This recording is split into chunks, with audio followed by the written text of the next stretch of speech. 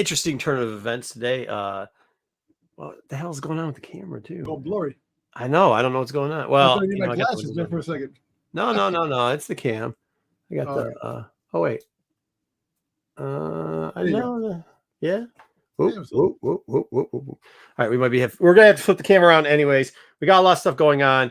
Here comes JJ just in time. Does he have to get let in? Do you have to get let in, JJ? Yeah, I can't get my laptop to connect to the internet like at all. I don't know what the hell's that going sucks. on. So we've been having a lot of problems out here too. A bird hit a transmitter down by someplace, not really by me, and they decided to shut the whole power off the whole town. So that's you ever see those birds that touch the wire and they freaking die? That's what happened. It blew it up apparently, created this big arc and shit. Everybody saw it. I've been tired lately, doing a lot of trying to keep up with all this stuff, and work has been getting a little bit too much for me lately. So, oh boy, the Acolyte, man, oh boy. Yeah, we reviewed it on Tuesday. I think we did all right. It's good to see all the people watching that again. They're pretty happy. I like all the response from most people. I was going to watch it again, but I didn't get a chance to watch it twice. Dude, I didn't have time to watch it twice. Listen, I posted something. JJ seen it. Oh God! Wherever you got your where'd you get it from? Tom, where'd you get your theory from? Where did I get my theory from? Yeah. Didn't get my theory from anywhere. That's not Tom. You never read the book. You can't have a theory about a book if you never read the book. Wait, no, it's not the. Yeah, you did. You said you had a theory on the Plagueis book, but you never read the Plagueis book. But you never read it. You can't. No, I know. Bro. I'm not talking about the Plagueis book. I'm talking about the show. The reason why I say it that the your proof of your canon picture, the only canon picture of Plagueis is in a hood with his eyes. That's it. You don't see anything. So Disney, door open. Let's make it something else. You know why? Because you've never seen Plagueis before. Yes, we've seen Plagueis and Legends. What do he look like? They have a toy of Plagueis. Come on. I mean, not canon. Having canon. Well, I'm not worried about the Plagueis thing. JJ, I'm not worried about either. I wouldn't have a problem with it. Turn it down a little bit. Is that what you said? No, move it down from your nose. It's up high. Too high. Well, I'm on the. Let me try to adjust the sensitivity. Okay. All right, here. Let's go with Vader Prime. Have a great show. We haven't even gotten into the parts. We were going to tell you what this whole show was about, but Dom apparently went crazy anyways. Thank you, Vader Prime. Peace. Cheers. Oh, I'm supposed to say this now, so it's part of our thing. Make sure you guys subscribe, give a thumbs up, and like. Is that the same thing? Isn't that the same thing? Yeah, give it thumbs up, like. The more subscribe. Thumbs you give, what was the other thing I was supposed to say? Do whatever you're supposed to do on the thing. Okay? All right, do it. And, all right. And don't forget to freaking hit that bell to get all the latest up on Renovision. So there you go. Thank you. Somebody else got you for you. Hail to the dark side. We're going to go. Catch you guys on the flip side. Good, Tommy. Good to hear from you. Always great. Happy Sunday, Darksiders. Happy Sunday, Wookie. Good to see you. Wookie's really happy. Somebody responded to. Yeah, what up? Somebody respond to something. Somebody respond to something on the IG. Sorry, somebody outside yelling for me. I can shut this window. Okay, if you didn't like the last episode of Acolyte, you need help. John, I mean, I think people forget too that's a series. So you got to have all types of episodes to make a series. Ed LeBeau saying hi for their algorithm. Thank you, Ed. Mr. Appleman, hi everyone. Newest Acolyte app was not too bad. Oh, look at that. Thank you, Mr. Appleman. What is this idiot got to say today? Lord PK. Marco had a wardrobe malfunction, had to change his blouse. No, you know what it was? He's pretty close. I put in 2 left contacts today. All through church and stuff. I was like, I don't know what's going on. Is it like I have most of the stuff. They have that? They have a left and right contact? Yeah, your eyes are different eyes. Different eyes, yeah. Oh. Different prescriptions. Oh, okay. So no, that's all right. Yeah, so I was problems with the other contacts too. She puts them in, they go underneath the eye. Oh yeah, that sucks. And it's painful. But yeah, I don't read much in church because I know all the things. So I didn't have to. But then I was trying to read a pastor in our church, the pastor writes like a couple paragraphs for the week or whatever. So I was trying to read that, but it was outside. So I was like, maybe the sun's got to me or whatever. And then I didn't think about it. Then I was looking down here and I was like, I really can't see. I've been rubbing the eye all day. I can't see out of it. Yeah. Put 2 of the same contacts in the same eye. So I guess you're right, BK. I had to change my wardrobe. Kind of right. Marco's bosses are legendary. Thank you, Dan the Man. He has hidden pockets in them from stacking them. quite the uproar. I've caused quite the uproar in the local unlimited Star Wars Unlimited card scene. Apparently, a certain picture or post I have, a lot of people were upset, and I said, "Well, I mean, if stuff falls off a truck, it falls off a truck. I can't help you with that. Don't be mad at me." What'd you say, Dom? No, I said stitches. Stitches get stitches, man. So if it falls off the truck, no one can say anything. Yeah, it just fell off a truck. What do you want me to do? I picked it up. I ate a whole case of them, and what do you want me to tell you? I ran down the street. I didn't run down the street. I walked it back to my truck, put it in my truck, drove it home. Dwayne Scott for Wayseeker. Whoa, a moment of silence. Yeah, sorry, Wayseeker. Wait, what happened? Arms of an angel. Why are we saying for Wayseeker? The other way. Because the dude that has his shirt off? Yord. Yeah, Yord. Okay. Yeah, sorry. You know what? I actually, after this episode, before his demise, I actually kind of liked him. I think that's what they try to do, is kind of make you start liking them, and then yeah. Because he did a couple of things in that episode. Tom, let me get through this. Let me get through this. Yes, go ahead. Fossrod. Hi, guys. Hi. Oh, okay. Kingdom. What is this guy saying? Tom? Conspiracies. Oh, jeez, oh, Pete. Dom meditates daily on all things Star Wars. No way, Seeker's not dead. You listen to it on the internet. Yeah. Okay, so that let's just set that. Dom, I love what you do with it, but let's admit that it's usually just your crafting is a lot of things that you hear on the internet, and then you craft them however you want to say it. But right. let's But a lot of things on the internet that come up. I'm going to be honest with you. There you go. All right, with the trailer, when the trailer first dropped. Not talking about the trailer. I'm talking about how can you make theories on something you didn't read. Listen, I know, but when it's not the thing I didn't read. No, I know about Plagueis. I know the book. I read the book when it first came out. I know the book. I know. I'm just saying the fact is Plagueis. Oh, the threads. It's legends. That story does not exist. The only thing that you know about Plagueis is when Palpatine told Anakin about that he died in his sleep. That he did that, and the little first appearance in comics with Plagueis. That's it. No, Dom. Yeah, only that doesn't apply to your theory. This is the thing, though, Dom. My theory. Listen, that, but there's no way. There's just no possible way. Because we know you and how much you read. Like you weren't even right. There's no possible way you know that. There's no possible way. Like off the top of Dom, I love you to death. Off the top of your head, there's no way you know that. Listen to me. There's no way. When you're okay, hold on. What books and how many times has Plagueis at any point showed up as canon? So right here, the little No. That's not what I asked you. How many times has Plagueis ever shown up? Nope, that's the wrong answer. No, that's not freaking a. That is the wrong answer. That's the wrong answer.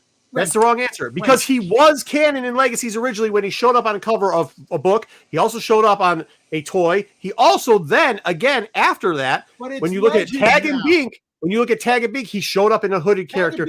And by the way, the thing that you showed isn't actually Plagueis. Do you know what it is? That's Plagueis. No, do you know what it is? No, it is. Oh my God.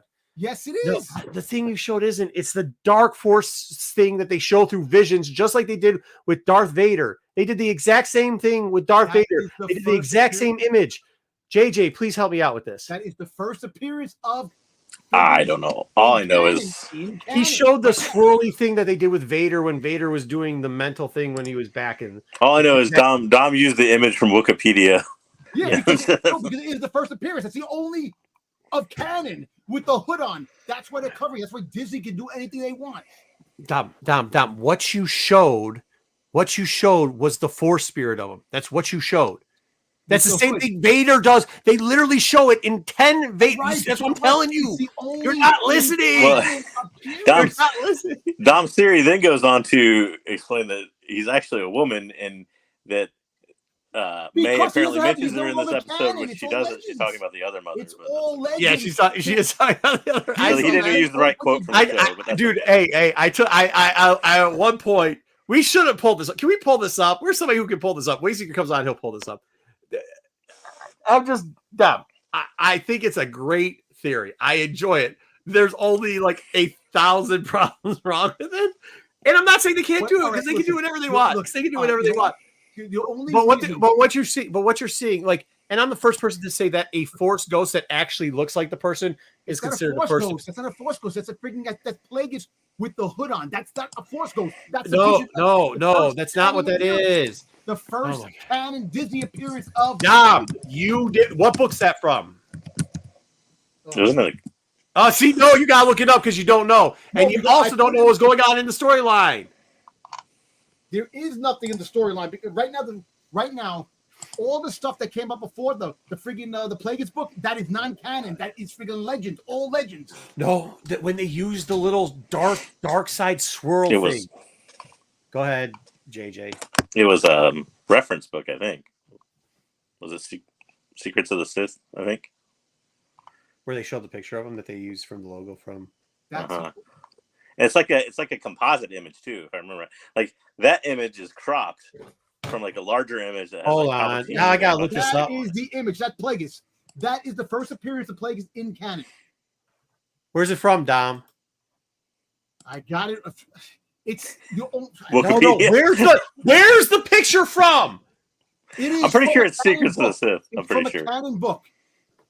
From a book. Okay. Also, book. No, it's not from a comic book. That's it's something I can't remember. Thank you. But you see, you're trying to change things around. It is the first. No, I'm not trying to change it up because you said first appearance. That technically would be the first appearance because once again, last time I checked, the second movie is still canon, correct? Number 2, Star Wars 2. What? Attack of the Clones? And remember in the dome, there's supposed to be a shadow. I think it's his third movie. Third movie. Right? Whatever one, he's supposed to be in that. He's supposed to be in there for one. Number two. This isn't a comic book. That is a comic book. It's the first period. Why would they put a hood like that instead with eyes? Well, what does it matter? Because that's what he looks like. Hey, no, Dom. That's what I'm trying to tell you. In the comic book, when they showed him in the comic book, in Tag and Bink, do you know what he looked like? Yes. What? I know he looked at the alien race. He looked exactly like he looked like that. They don't show him in Tag and Bink. They just showed him in the hood. Dude in the hood. All right, take me. But the fact is that we already seen what he looks like. We know what he looks like. But it's no longer canon. This is what I'm trying to tell you. Disney can take it and throw it away and make something new. They did it, but Dom, they way too deep in this. Literally, we're not even in the news yet. Yeah, all right, let's get to the news. I don't think you understand what I'm saying. You're saying that it's something new, that just putting them in a hood is new. And I'm telling you, ever since they redid number 3 or 2 or 3, whatever it was, whatever freaking movie it was, that's how he's always been shown. They never show his face. In the comics, Tag and Bink, which is his first the cover whatever appearance, he's not, they don't show his face. They show him in a hood. The novel cover has his face. That's Plagueis. That is Plagueis. He's one of the banker alien champs. There's a race of he's a Mun. Yeah, Mun. Right? I understand that. That's not what I'm. Do you understand what I'm saying? You don't understand what I'm saying. I know what you're saying. But anything from Blink to the Plagueis novels, everything is all to the side. It's no longer canon.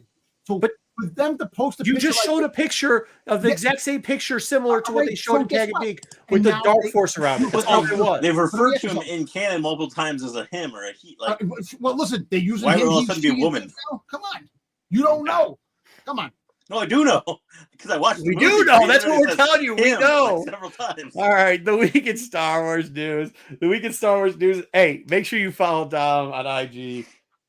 He's got some crazy good stuff on it. Crazy is the key word. All right, this week in news, JJ, you ready? We're ready. Is Wayseeker ready for my first news story? Is the question. I don't know. He might be upset with this. All right. Hey, what's going on, Dark Side 818? What's that? So, as we mentioned earlier, we lost a great Jedi this week. Oh, we're trolling Wayseeker early on, huh? A great Jedi. Wayseeker's favorite of the year for sure. But they did reveal after the fact in a discussion with the actor that frequently in Star Wars, actors and directors kind of being the creator of the character will craft kind of their backstory. And apparently Yord is from Alderaan. That's his origins. Wait, why? Who cares? Hey, it was a thin week. I had to come up with some stuff, okay? Dude, I saw what Waysinger wanted you to post the news. I was laughing. You're like, I skipped that story. Good. I used editorial switch. All right, so Dom, is there anything important about this? Why does it matter? It's kind of cool. Another person from Alderaan. It's knowing that Leia, freaking what's the name? Dune. What's the name? From The Mandalorian. Cara Dune. Cara Dune's from Alderaan. Yeah, so it's kind of cool. So there's a lot of people. I know, but Alderaan didn't blow up at this point. I skipped over a lot of news stories this week because most of them were actor interviews about Acolyte. Yeah, I was like, I didn't want to go like over and over again. So this is like one of the most interesting tidbits. Well, that's how news is going to go this week. Then they showed Alderaan in the Obi-Wan series, which is kind of cool. I would like to see more on Alderaan, like earlier, like now. I would like to go back. Well, yeah, and Alderaan in this era too would be nice. Like all we know about Alderaan is that Leia was from there and they blew it up. Like, yeah. We saw it a little bit in Obi-Wan, obviously, like when she's young and she's like running around and all that, but we didn't see much beyond that. Wayseeker has this. Hey, listen, I got BK. I got a cardboard cutout of Yord for Waveseeker for his birthday. So and it has a naked what's his face Nubs with it too. He shaved Nubs. Stop. So you guys got to stop. All right. Next up. Speaking of trolls, there's the biggest one on the internet. He actually owns the biggest trolling site in X or / Twitter, whatever you want to call it. But apparently he decided to spark up his old feud with Kathleen Kennedy. So he's gone his usual dark side and complaining about everything Star Wars because he says he's basically Dom before we reformed him. He says he grew up on Star Wars and all the new Star Wars is not real Star Wars, etc. So, oh yeah, I'm gonna take this idiot's word for it. Yeah. Why doesn't he just make a truck that you can't throw a brick through and then doesn't rust all the time? So, yeah, or cars that don't explode. Yeah. What is he, Ford making Pintos again? What the hell? Listen, if Elon Musk came out and said, "Listen, I made actual lightsabers that actually work," I'm down. Give me one. Yeah. I'll take one. Take it to work. Yeah, that was my response. Like, if he's such a Star Wars fan and you're this like great inventor that you claim, invent me some cool Star Wars stuff. Well, he didn't invent anything. He bought everything. He bought SpaceX. But he claims he's a Tesla. Yeah, he didn't. Well, listen, if he turns around and goes, he's great at spending his parents' money. I mean, he goes out and he buys Disney. Well, he can. He can do whatever he wants. But he probably can buy Disney. He can. He has the money. I mean, that's. Look, it's a non-feud with everybody. Well, it depends on how much money his Cybertruck loses. How much he already lost on Twitter. Yeah, he's not eating a lot of W's lately. Look, I'm gonna say this. I was in the boat where he's saying that it's not a Star Wars, but at the end of the day, the Star Wars that we grew up on, yes, it's different because it was something new. When the prequels came out, it changed Star Wars forever. This dude's too bad. He's fucking stalking ex-workers too much to fucking watch Star Wars. Not worried about. He just had his third kid too. He should just stick to having family, stay with his family. No. Do you know why he does that? He's one of these idiots that think like we got to have the population's going to die off. The Earth's going to die because we're going to be underpopulated. So he thinks just popping out 8,000 kids is being responsible. Well, you know what's going to happen. He's going to wind up becoming a robotic society. He's going to turn himself into a robot. Yeah, turn himself into a robot. He's going to be like General Grievous. Yeah, probably so. Dude, wait, is he? Kenobi. He's like Ti. What's the one from Terminator? Not Arnold. T-800. T-800. Yeah, he's the T-800. Shit. All right, stop talking bad about him. Everybody zip up. Hey, listen, he actually he knows Tony Stark too, so that's another thing. How does he know? Yeah. He was in a movie. He was in the Avengers movie with Robert Downey Jr. for one of the scenes in the Avengers. I wonder how much that costs. All right, next up. Star Wars Ring movie isn't shooting anytime soon. Yeah, so there was talk. Wayseeker gave us news. Was it last week? I think it was the week before about how they'd finally finished the fourth and maybe final draft of the script or something like that. But we're still quite a ways away from shooting it, and people are beginning to say rumors that it's not going to make its release date. So, well, they just turned around and said they actually were going to start filming in September. Now, again, after this came out, and it's going up against Dune 3 if it comes out 2026, December 18th. Mm-hmm. That's what they're talking about. So, you know, I wouldn't count on this movie. Is going to. I don't think it's coming across. What? That wouldn't even make sense. Why would it come against Dune 3? No, Dune there's 3. So few movies, and there's December so many. 18th. No, December 18th is when. Okay, hold on. I don't think Dune nor Star Wars wants to be coming out on the same day. Well, Star Wars doesn't want to come out the same day as Dune. Dune doesn't want to come out the same day as Star Wars either. I don't know. I think Dune. Yeah, there's an intersectionality. You don't want to do that. Yeah, they don't want to do that. That's not good. You're going to both audience. You're trying to get the same audience to show up.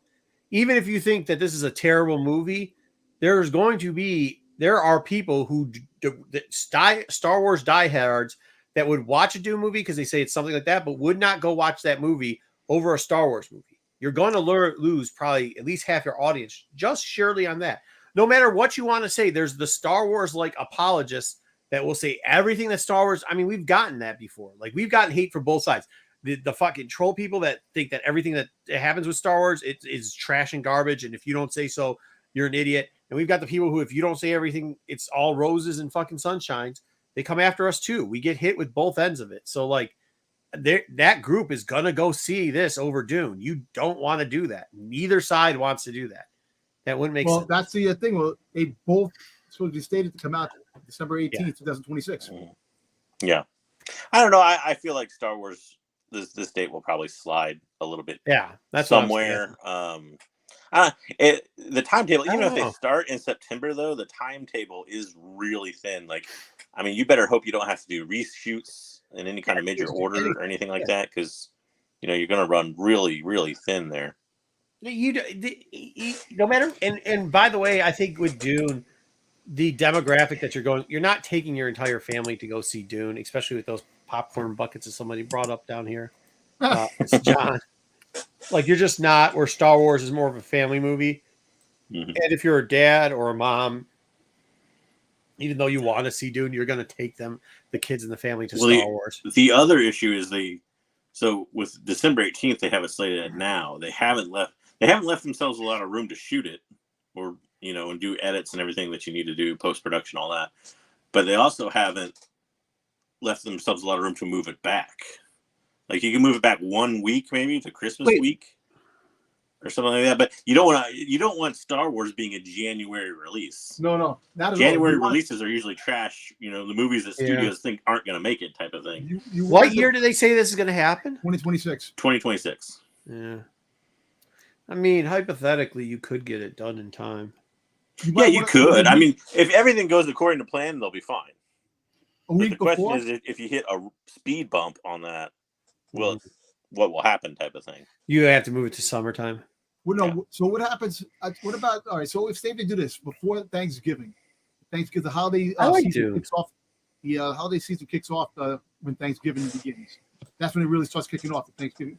So if you put it out before Thanksgiving and give it some time and then give Dune December 18th to go until the Christmas season.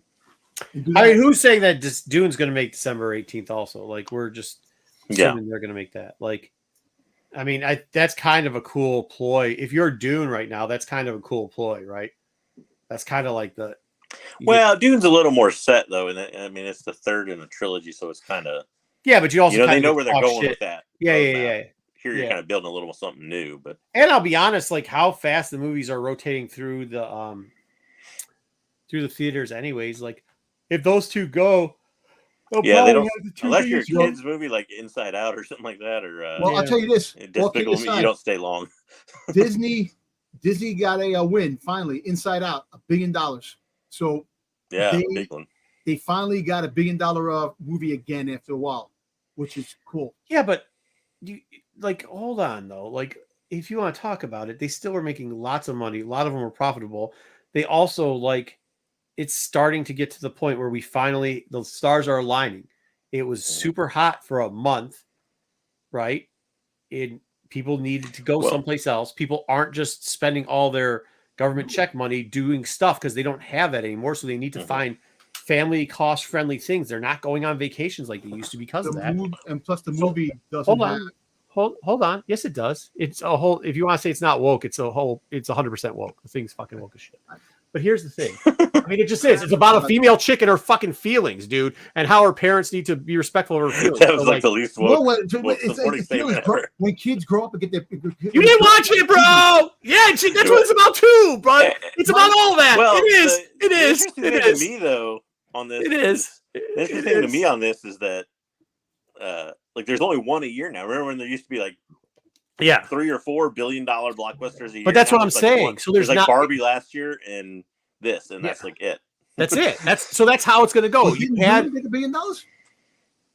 Dune. I don't know. I don't think it did. I think Barbie was the highest grossing movie. Yeah, Barbie was because this beat out Barbie. No, because I know that Dune, that Inside Out beat Dune for the highest grossing movie for the year. I don't know. Yeah, for the year, but it wasn't it beat Barbie, which was the highest grossing of like the 2000s. So like, yeah, but see, this year, talk about this year, the movies that came out this year. Barbie came out. Yeah, okay, but that's what I'm saying though. There's only like one a year now. Oh my god, what? There used to be several. He's just saying there's $1 billion movie a year. This year, last year was Barbie. This year beat Barbie, which was the highest grossing movie to that point. Okay, so it doesn't matter what Dune made if it's not the highest grossing to that point. I don't know that Dune made $1 billion anyway. I don't know that's what I'm saying. Stats were. Yeah, here we go. Thank you. There you. BK actually gave some stuff. It was Barbie and Oppenheimer. They both hit million pluses. Mario did $1 billion. Yep. Did it? Barbie sucked. I disagree with this. It was a terrible movie. Also, that's another one that if you want to put it into the W category, you can call it that too because it qualifies. I mean, everything does technically. So. Anyways, but this, I'm just saying, it's going to be tough for them to get to that standard again. Past $1 billion. Yeah, it's a tough climb to get up that high. Yeah. I mean, most movies don't make it. $1 billion. Yeah. So, well, with prices too. I mean, I don't know. But once again, not a lot of movies. What do we got? 4 out here? Barbie, Super Mario, and Oppenheimer. Oppenheimer was just short, it said. So maybe if they did some extra stuff to make it out. Yeah. But that's not a lot. You used to get like 4 a summer. It didn't make $1 billion. 711 mil. It didn't make $1 billion. The franchise made $1 billion. Okay. Yeah. That's what's Eric's got. Yeah, cool. I mean, that's what JJ's saying. It's really tough to get there at that point too. Yeah. But with it being spread out, I mean, there really isn't that big of blockbusters. That's kind of what I'm saying. Like, I think this summer shows that maybe like the holiday time is. We'll see what happens this holiday, but I don't know if the holiday time's it. I think it's now you try to find ass scorching hot summer, and that's where your blockbuster is going to hit. I don't think you're going to get the two things. Pete knows better than me about these things, but I just know doing this for years with Pete when he's trying to tell me what all the old schedules were. We haven't had those schedules in a while. It doesn't matter what happened. You know what I mean? It doesn't matter what they put out there. But if Oppenheimer, which was supposed to be so panned, only did, what did you say, Dom? 700? Or was that Dune? 711. Well, no, I think Oppenheimer made $1 billion, but Dune made it 711 mil worldwide. Okay. I mean, like, and Dune was awesome. Like, so if that movie's not making a bill, I mean, it, like JJ said, it's getting tough. It really is. And I think that's why they're talking about it. That Disney made the cartoon Inside Out made $1 billion, which is the first time $1 billion Disney movie since Endgame. Well, it also tells you something else. It also tells you that family movies, because people consider Barbie a family movie, consider Star Wars a family franchise. Those are the ones that are making $1 billion. If you cannot get all those butts in seats, so old man, angry dude screaming Elon Musk, oh, this isn't my Star Wars. Your Star Wars isn't going to make $1 billion. And guess what? No matter what you want to say, companies ain't in business to hear what your opinion is. And they're in business to make money. That's it. But sometimes a business should listen to a person sometimes. A couple of people. like Dom. Look, $9 billion movies were made in 2019. Yeah, that's what I'm saying. You just missed what I said. Everybody was using all their money. Oh my God. I know what you said. Stop, you're ignoring everything we're saying. We're saying that since 2019, because of everything that happened, we've had a bad break. It looks like this movie, because of this, might be the new formula. Summertime, family-friendly movie. Because that's what Barbie was. That's what Inside Out was. Inside Out 2. And I don't know, the last, I mean, it was a female. And I don't know if Star Wars gets back to a female lead talking about all these female relationship problems and stuff in Inside Out. What are you talking about? Like, same thing with Barbie. Like, I don't know what the word woke is, but that shit pretty much sounds like what people complain about. So I don't know. There's a lot of people saying that this movie was made. But you didn't see it, Dom. You didn't see it. I didn't see it. No, I didn't see it. But I read the comments. I read what people. Oh, you read the troll of it. Yes, I read the comments right, that people said to read. But Dom, hey, hold on, Dom. It's most times when you hear complaints about it. What's the complaint? Non-white male lead. Guess what that movie doesn't have? And woke as hell. That's what which we don't know what that means. But whatever that is, this movie was it. It's what they complain about. It is 100%. Do you know who the lead of that is? It was a good story. Do you know who the lead is? Do you know who the lead is? I know who the lead is, but it's just it's a cartoon. Well, they say that too about him. I mean, hey, here we go. We have some intriguing. Go ahead, JJ. So there were some rumors. I don't know.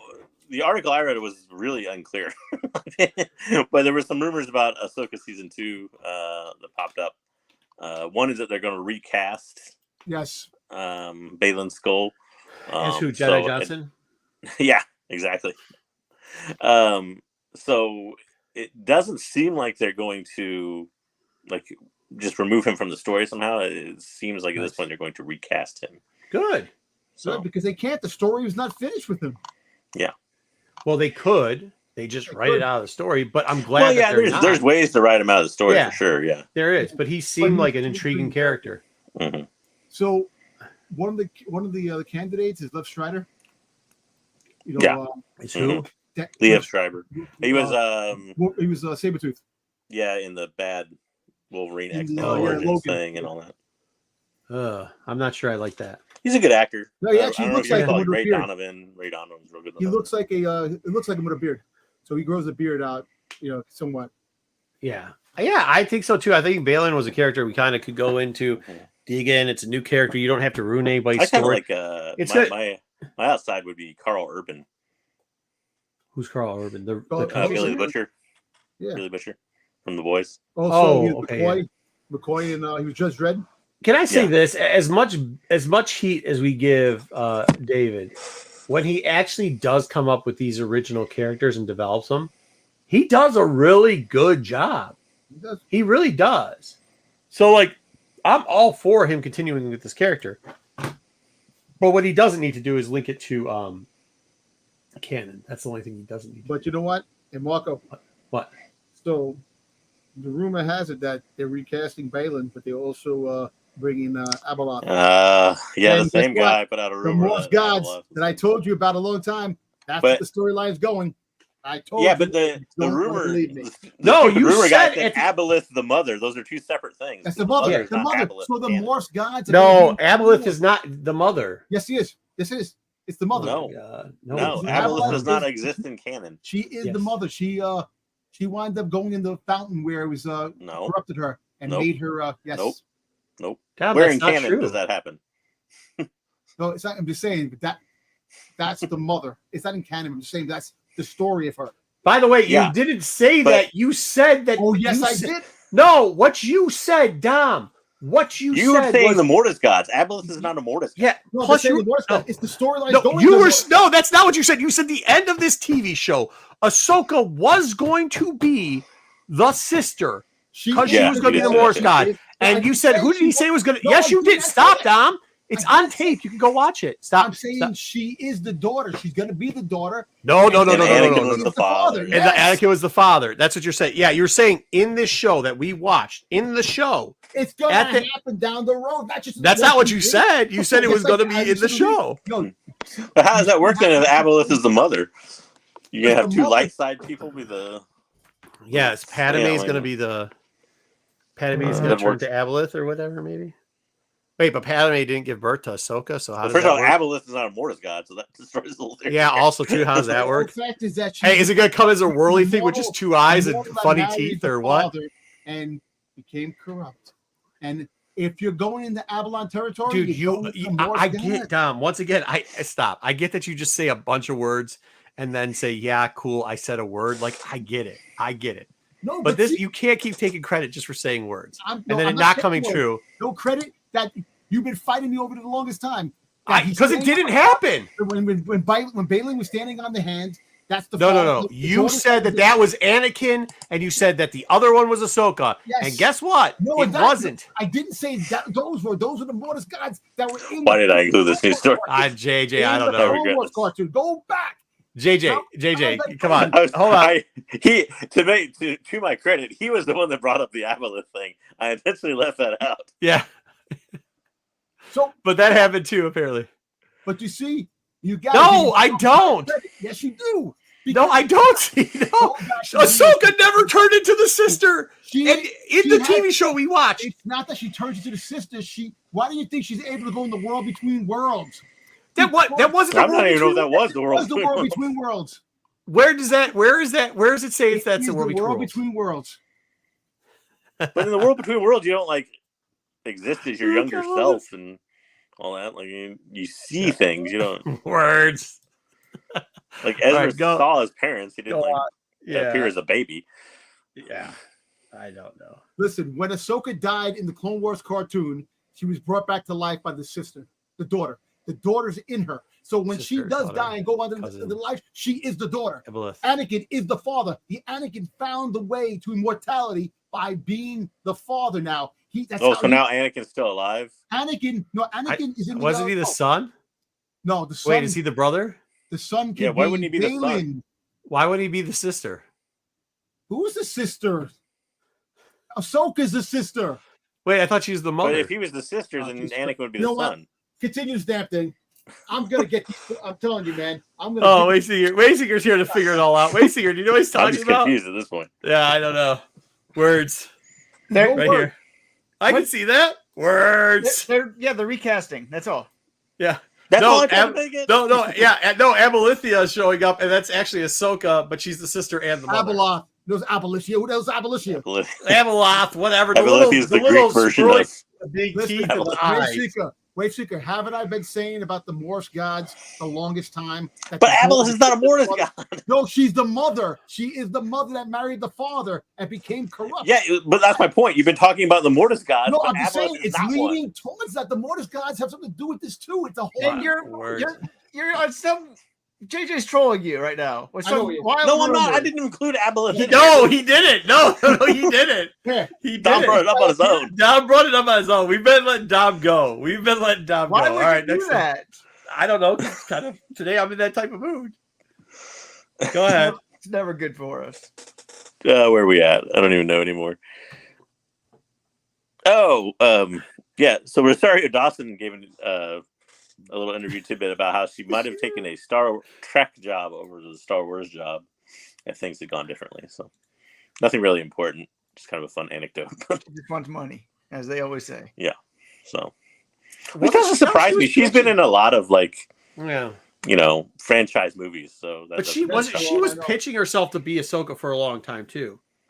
Yeah, I don't know if she was pitching. Well, she was, but I think it was also fans pitching her. Oh yeah, probably more than anything. But Jerome, what's up? Jerome, dude, we got some cards we're gonna be opening later too. Guess who's in the card pack? Hondo, bro. There's a shot for you. There's a shot for you. True. The mortal woman. Jesus. What are you still saying words? I need to go. I'm still on the last news story. Go back to the videotape. Yeah, we did. Go back to the videotape. We did. No, you did. Go back to the videotape. Did. Go forward, not backwards. We don't do flashbacks. Let's go forward now. Keep going. Yeah, all right, so let's move on from this because you're completely still talking about Article 3. Go. All right. Here's one for Dom. We had, because cards are gonna be long this week. Dom couldn't do toys, but I put some toys in. He's got 5 toys. These fantastic Legos. So I don't know if this ran over what Dom had, but these are kind of fun. No, I had this. This was in Legos. So I was gonna put nice. These are kind of fun. How much are they? I don't know if they gave a price. Did they give a price, Tom? Did you know? Wait, yeah. Hold on a second. I get the price right now. Hold on. JJ, you put this in the news, but you won't put my story in the news? What's wrong with that? You? Your story, your story got vetoed real quick. Yeah. That was an auto. The minute I saw your story got the editor in chief. No nubs related story. Next week, Next week, it's leading off. Real quick. Leading off. Can't believe you. Wait, what? About the regular person? Just strictly no nubs news section here. Oh. That's the worst news. I didn't see Yeah. a price on the article I read. I don't know if Yeah, Tom Drew. had I one. think it was like $100 and something. I believe. Oh, For the because it's set. all four Yeah, together. they're tall. They're like what 4-inch figure tall, Oh, I think, yeah. or something like that. And they're all Is it together? per or is it all together? I think it was a set. Oh, nice. That's not bad. Oh, no, can't do that one because he added that into his thing. That's like Oh, his did? last Okay. toy slide. Yeah. Well, then we'll skip it and we'll go straight to video games. So there wasn't much for video games this week, but there was an announcement that, well, actually not an announcement, but an appearance of a quick hands-on preview at a trade show, Summer Games Fest. Nice. So a lot of the press got to tour it on an early demo. For usually on these things, they get to take it for a spin for about a half hour or so. Impressions were kind of mixed. Everybody was cautiously optimistic to not cautiously optimistic or slightly negative on it, believe it or not. So $100 For all four? $100 for the set. That's not bad. Yeah. Hey, as long as the cutscenes are cool. Yeah. That's all Dom will watch. Okay, Dom. That's all Yeah, that's you're turning into Dom. Well, but isn't this coming out only on PlayStation 5 or something? No. Xbox Oh. Series X, Xbox. PlayStation 5, and PC. Yeah, but it's on the new Xbox. I'm too cheap to buy that. It is not the new one. It's like It's not 4 new. years It's old. like 6 years old. Yeah. It's not new Not new. anymore. It's the one still. It's still the most expensive one. Yeah, I get that. Yeah. but Yeah, way too new for me then. Way too new for me. It's not new. This is why you guys are broken. I'm not. This is why you're broken. I'm not because you don't buy the new. You can things. buy it for just wait till it goes PC. sale. You just wait till it I goes think you're sale. more broken than anybody in this panel, man. Huh? I think you're more broken than anybody on this panel. Broken? Broken. I think you're broken more than anybody. Oh, I'm probably yeah. Fair enough. So, Words. words. Words. Yeah, that's a new shirt now. Words. Words. Dom, you're going to Baltimore, right? Yes, I'll be there. All I'll be right, there. cool. I can't wait. All right. Yeah, cool. I mean, cool. I guess. I just can't wait for this game. Yeah. Even if it's not good, I'm still excited for it. Yeah. Yeah, I mean, in these early, before they make the final little tweaks and stuff, these early previews are pretty Choppy. early. So, I mean, as far as gameplay and stuff goes, we'll hopefully see some actual more in-depth gameplay footage about a month before release or Hey, so. So That I don't know little for now, but- free-to-play game that we play, it's I'm not spending tons of time on, but it's still fun too. And that Mhm. thing got mixed reviews, so Yeah. I mean, to each their Yeah, own, dude. Huh? I'll be watching the movie on this. That's Yeah. That's the watching sense. little, Did he miss it when we said that? Yeah. yeah, you said that before. Yeah. I know you Okay, said that all before. right. I gotta say it. Words. All right. No, we literally just said 2 minutes. Yeah. All right. Sweet. That's how news is going. This one's all for Dom here. They released this Dream video game that he still won't play probably. But I actually played this. Did when you? it came out. No, he played did. the new one? Yeah. I played this. He So we played it. get an enhanced edition for Star Wars Bounty Hunter coming out for new systems and old systems too. So and Not supposed to play PC. this one. So it should be Old interesting. systems. The enhancements include extra missions and the ability to play as Boba Fett. Boba Fett. Dom Yeah. might have to play it. Listen. All kidding aside, Boba Fett. there's a Boba Fett. resurgence. There is a resurgence of Jango Fett because they're coming out with a Lego set with Jango Fett. So I'm surprised that It's Jango the fucking. Isn't it the anniversary? Attack of the Clones was Yeah, last year. Was it it was last year. Well, I mean, last year, but it's that goes 2 years till they can get the next one out. So. I don't know. They're still doing the comic covers. They got Yeah, right? That's what I'm saying. Yes, Still so doing I'm good. happy about this. It's gonna be Boba Fett. Yes, I am definitely gonna be getting this. I'll get Switch. I think that's a Switch game. I guess I'll buy one. He'll find a way. I'll find a way. Find a way. I All love right. that game. I played it. And unlike somebody else's news, I decided to put cheery stories at my end. So I don't know my if news Waysinger's here. going. I'm not going. Waysinger Far was too away. scared. He's too aggressive scared to go number. out in public. Let's No, be he's real. aggressive. Waysinger is too scared to travel. He's very fragile. He can only go about 5 miles from his house to work And he at needs a home. Nubs outfit. He's very fragile young man. Like there's Oh. no way he's doing it. Speaking of cons, I'll be at Denver Comic Con or Denver Fan Expo next week. So if anybody's around coming in town to Denver, Wow. Thanks for giving us short notice. Any Star Wars people gonna be there? what? Any Oh Star yeah, Wars tons of people? Star Wars people. I mean, yeah, We're gonna have. I'll try to talk to Claudia Gray. We'll do some other stuff, but there's a bunch of stuff there. Yeah. Go talk to her and tell her. Remember the dude that you wouldn't let do the interview? On Remember the thing? creepy guy you met at He Detroit? spoiled all the stuff. The creepy guy Everything you said don't say. He told everybody Hey, about. you know who's gonna be there? I just remembered. Yord, the actor who played Yord. You can get to see him. Take a picture with him. Yord's gonna be there. I think so. If Yord's gonna be there, I might take a picture with him. Dude. I'll pay if it's two shirtless. If you get shirtless, and he gets shirtless, I'll pay. It's on me. It sounds like a bad. That's awesome, and I will put it. Yes, and we need it before Baltimore. Sounds like a security situation waiting to happen. You take a picture with your shirt off with Yord, and you hold nubs in your hand. Oh my God! Come on, that has to happen. Awesome. All right, we'll work out a little bit. Wait, so he's blushing. I totally could Yord it up. All right, here we go. Real quick, because our news section is only taking like an hour so far. I know, right? It's so fast. But I like to include the fun stories. So Emily Swallow, who plays the armor, dressed up and did a rotation at a children's hospital. Oh, dude, that's cool. I love when they do those. Different actors obviously do them from time to time. Hold on, though. If you don't know, she works with the wait, no. If you don't know, like, is that like if you see this shit coming down the hall and you got no clue what's going on, which a lot of these people probably wouldn't know what's going. I mean, like, yeah, I'm not sure this is a character with a big ass hammer and spikes on their head, no fucking eyes coming down the hall. I don't know if this is. JJ, not sure. I've seen her do it with a con once. She's very good with kids. I don't care. No doubt. That's not what we're saying. With a mask on. Listen, if she doesn't wear the costume, nobody knows who she is. Listen, you're a little kid that wound up dying before his time because he sees this. Dress up his That's right. He starts screaming. If you dress up as Nubs, even if you don't know who Nubs is, it's good. But this, not good. Not good. Okay, if this Nubs not played by a real person. Chewbacca, if you get a Chewbacca, you get an Ewok, maybe. Wait a minute. You think this is going to scare kids, but Chewbacca's not a gigantic Bigfoot? No, because they think it's a bear. They're all right with that. Bigfoot. This thing will scare a kid. He's got Chewbacca on his shoulders. Actually, you know what she looks like? All she has to do is put the hood on. She's a Grim Reaper. There you go. Dom! Dom always wanted to kill kids. What the hell is going on with Dom today? Sorry, man. Giggles. You gotta calm him down, Giggles. Yeah, she's over there somewhere. All right. And another fun story was at a wedding in the UK.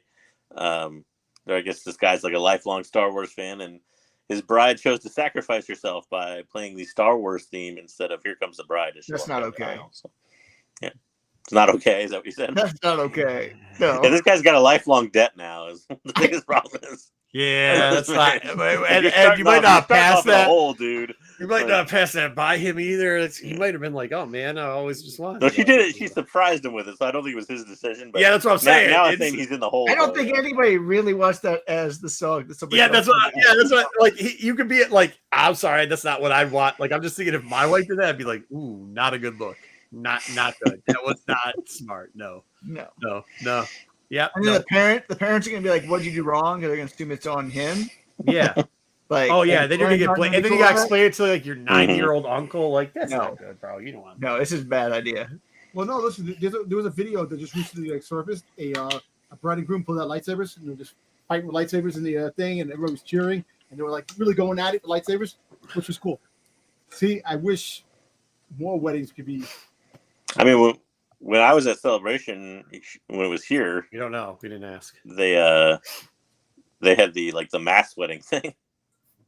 All the Star Wars fans get married like at one thing. Oh yeah. I don't know how legal that is really, but yeah.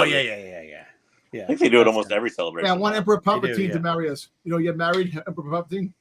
But do it. Yeah, that's different if you're having a themed marriage. Tom, you are so wrong. I don't know what's going on with your brain right now. That you want Palpatine to be the officiant, but You both gotta have the like zappity you. Hold on now. Wayseeker, don't hate love. Let love in. But there's no love in Palpatine. Hey, he loved himself. Just in case. Yeah. I mean, I'm saying if you're both down with it, if both parties know and accept it, that's fine. This seems like she's like, oh, this guy like has some vintage Star Wars figures. You know what we're gonna do? we're gonna do this. Like, you don't know how big of a fan. Like, bro, once again, I'm a big fan. I don't want to hear that during my wedding. Like, what? No. I don't know. Like I said, even if he enjoyed it, though, he better have enjoyed it because starting off in a hole now. Yeah. When already she's like, oh, wasn't that a great surprise? He's like, oh, yeah, great. And she's like, or she'll bring it up again later when she's like, yeah, hey, it's already started to fight. Down the aisle to the Star Wars theme. Dom's Here perfect comes perception is having kids die at his party. Like, how many can die? Oh, That's what you want. Come on, man. I have That's a why heart. you like the episode. You're like, how many kids? Damn. I have a heart. Come on. You do not. I do so. Hey, listen, you're the one that says Santa Claus is not real, and you're the one that Whoa. Spoiler alert. Hey, my kids might watch this show later on because they might be in it. Oh, they should know the truth. Wayseeker. This is why you can't go more than 5 miles from your own house, dude. Like, this is why you got problems, brother. You just stop. Santa Claus is the Force Ghost. Jesus. Stop talking. This week in Star Wars, you guys are idiots. All right. Next up, real quickly, so Dom can get through it. We're gonna go. Here we go. Dom. So we got some Funko Pops. Hey, Scarlet Joker. This is actually happening. We're gonna get an Emperor Palpatine, Force Lightning, a Darth Maul. Shout out Scarlet Joker. Scarlet Joker. Count Dooku, Force Lightning. Darth Maul hooded holograph. That's the one I want. The hooded holographic one. 10-inch Emperor Palpatine. A deluxe Darth Vader first appearance, which is the comic first appearance. Deluxe Kylo Ren with Vader's helmet, and then a ride Darth Vader with TIE Fighter. They already came out with that. Yeah, it's the second time they came out with that. The only one I'm really interested, the Darth Maul hooded holographic. That's the one I want. Okay. How much is that gonna run? $5, $10? Like these? No, well, it depends. Like $15, $20. I figured. Jesus, get the fuck out of here. So we have a 6-inch Halloween Darth Vader holding pumpkins. It lights up. Wait, we're already doing Halloween? I'm in. This is pretty cool. You know, Halloween. Oh yeah, you like All Saints Day. You like to dance with the devil, huh? There, Wayseeker. I can see why. Yeah. So here we go. Obi-Wan first appearance. Comic cover. It's coming out. Walmart exclusive coming very soon. How many people it's gonna blow their mind that they're gonna be like, why isn't this Star Wars 1? Why is it Star Wars 2? Well, they had Star Wars 1 with Luke. They had Star Wars. I know, but I don't think people understand that Obi doesn't show up in Star Wars 1. So San Diego Con is going to drop Darth Maul with Sith Speeder, which they changed it. I guess they took away Bloodfin is no longer a name on the toy because blood is bad for kids. I guess. What are you talking about? No, because the speeder is called the Bloodfin. Who cares? It's a Sun Speeder. They changed it. But anyway, you should get into the cards because you know what the cards say? All type of words that you think they're never going to use again. Well, like anyway, all types of words that you say are banned are in the cards. When you're over for the game segment for Shadows, you're going to be surprised at what some of the. Well, you're going to be surprised. I want to check that out. But yeah, we'll go back real quick. Wait. So this is going to be an exclusive, and didn't they already come out with this shit? Apparently, San Diego Con has this portal that you have to go on, and you have to go. Fuck! It's going to be shit. But how many people are going to be pissed at Hasbro Pulse after the con, after San Diego Con, to be on Hasbro Pulse. So keep an eye on that. I think this is like $79. Holy shit balls! I think it's so the vintage collection actually revealed Momal Nedon, freaking Hammerhead. They're releasing a new Hammerhead, which I'm very happy about because another favorite character of mine, the Cantina. Another favorite character. That's how bad Star Wars is to you. You're like, and we're getting a Sith helmet from the Acolyte, Smiley Ren. It actually looks pretty damn badass. You mean what? Ketosis. What type of helmet is this? This is the Acolyte helmet. This is the Stranger helmet. The Stranger helmet. Smiley Ren. Yes, Smiley Ren. I like how Dom is upset that they changed the name on something, and then like 2 slides later, he'd be like, make up his own name. Yeah, there's no name for this shit. Yeah, there is. Or it's just called the Stranger's helmet. It's called the Stranger's helmet, made of ketosis. There you go. It stops at the flashlight. You get the lightsabers. There you go. It's been a whole. We why does it look right here? Why silver. Does it look bronze, Dom? I don't know. Like, no, because it's it's bronze because the helmet, the metal, that was made grayish. Yeah, but in the show it looked more. Yeah, because it was dark. It was No, dark. no. Even the metal's kind of a little bit shiny, like off grade, not like this. That like this copper. Well, it's just or bronze. Well, it's just the what they did. I don't know why they did. Darth Gimp, right? What's up, Kyle? You're saying if I'm going to cosplay, I should listening, paint it black. Yeah. It's pretty cool though. I definitely like it. It's cool. I think. How much is this thing gonna be? It's $99. That's not bad. I might actually buy this shit. It's sold out. It's sold out in Hasbro Pulse and 2 other places, which I'm very surprised that people definitely they like it. I thought that. No, because I've been telling you that people really like this, and you're like, I like it, but I don't think people do. I'm telling you, they do. Does it change your voice? Yeah, probably it does. It has a voice. Oh, really? This is slick, bro. And this the eyes is light slick. up. And the eyes light up. And the only downside, the summer of 2025. Why? Why can't it come out now? Yeah. For Christmas. Why? We should get one of these for Kyle. We should get one of these for Kyle for Baltimore, and he could wear it, and he could be Darth Gimp.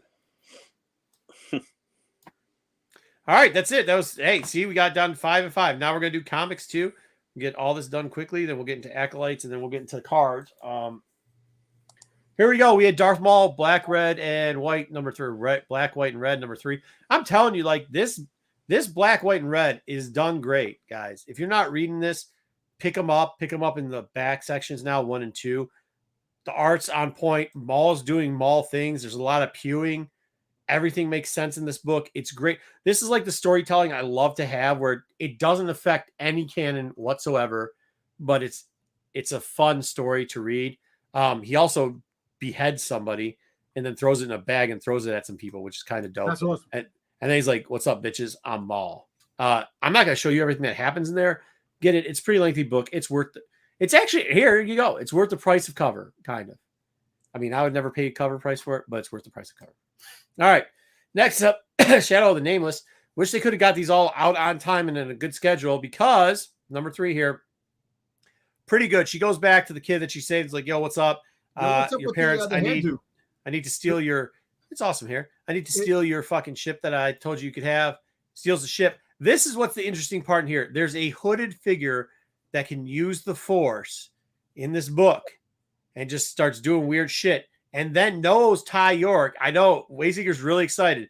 This is almost giving him like a nubs boner in this one, because somehow this hooded figure knows who Ty is and says like, hey, knows what her real name is, which is whatever it is. And then says, hey, listen, I'd sick the Nameless on you if I felt like it. Well, what's her real name? Tylekian or whatever her name is. Anyways, but they don't show us who's in the hood. I think it's Plagueis. There you go. It's not Plagueis. First Plagueis. Plagueis hand. Canon. Look at the hand. No, this is a good book. I really thought they did a good job with this mini so far. Yeah, the back half still sucks. It's got the rabbit guy and the 2 dudes camping and shit. Stupid, just add-on story. But this 75% of this was good. What do you say? Look at the hand. What about the hand? Who do you think it is? Look at the hand. Yeah, I saw the hand. I'm just saying the hand. You see the hand, but you don't see the hand. But at the end, you see the hand. You don't see the hand. You see the hand in that part right there. But when you go to the other part, you see. So, yeah, it's a hand. male or female? Are you saying real words right now? Like, yes. Is it a male or female? It's a hand. From a hand? You can tell from a hand. In a comic book? I'm just saying. What about if it's a chick with man hands, bro? Hey, maybe it is. I don't know. What if it's a that episode of Seinfeld disagrees with you. What was it? Chick with man hands. Stole my shit, dude. That's why I used to call somebody. She had man hands, bro. Like she had like vein popping, like straight up man hands. All right, he got 3 fingers. Yes, is got the alien a male or woman? Can you tell from the hand, Tom? I don't know. Wait, I see 1, 2. I see the thumb, the pointer, the middle. Moving along, coming soon. That's actually 2 books were actually pretty good this week in Star Wars comics. Both worth a buy. Inquisitors, a bunch of copies. They did a picture. Somebody drew Ruben's head on the 1 in 25 copy for some reason. Fuck, it's bad. Holy shit, it's bad. I hope it's a good series. The cover. No, so here it is. I gave you a couple preview pages of the inside. So they're going to this planet.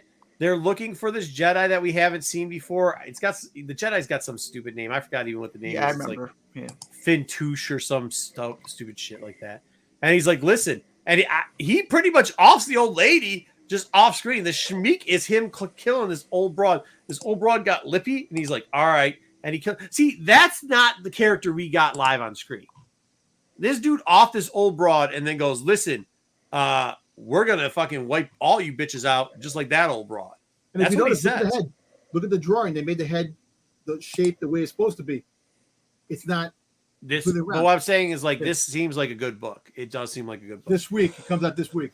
Yep. That's how this program works. Yes, Dom. After we review the books that came out John last week. Asked he goes, this one comes out when? And I said, cool. this Yeah. week. Good. Thank you. Well, why don't you just click it? So hey, it looks good, John. It does look really good. All right. This cover sucks, but I will tell you the most exciting part of this. How many covers do you guys see here? 1. How many covers do you think are coming out for this book? 2. Yeah, well, still less than 50. All right, here we go. One cover is all they solicited for, so this is what we get. We get an ugly one cover for number whatever, 7. I read the insides of it. It's good, but like if you're not into the High Republic, you're not going to like this that much. There is something really cool that happens in this book too. I'm not going to give it away. If you're into shirtless Jedis like Wave Seeker is, it's all part of the. There is not 6. Is Nubs in this book? There's not 6. Nubs Nubs, is not. maybe. No, he's not. No, he's not. All right, FOC. We get the last. I think this is number 4 of 4. Yeah. The one to 25 looks super dope. The A cover looks super dope, and the B cover is the B cover. Yep, it's no Frank Miller. I actually like the middle cover. Yeah, that's the cool. regular cover. Yeah. All right, and then we got to cover this real quickly. This is a book that was kind of hot. Wayseeker put me onto this one. Said if you want to talk about it, I do. And this is why, because I want to give you a breakdown. If you guys have not been watching TAC, we've been breaking down maybe identifying books, even doing it online, which I hate doing, but people like it and seem to enjoy it. So I'm going to do it here on Star Wars 2. Star Wars, Darth Maul, black, white, and red. Number 1, second print, the 1 in 25.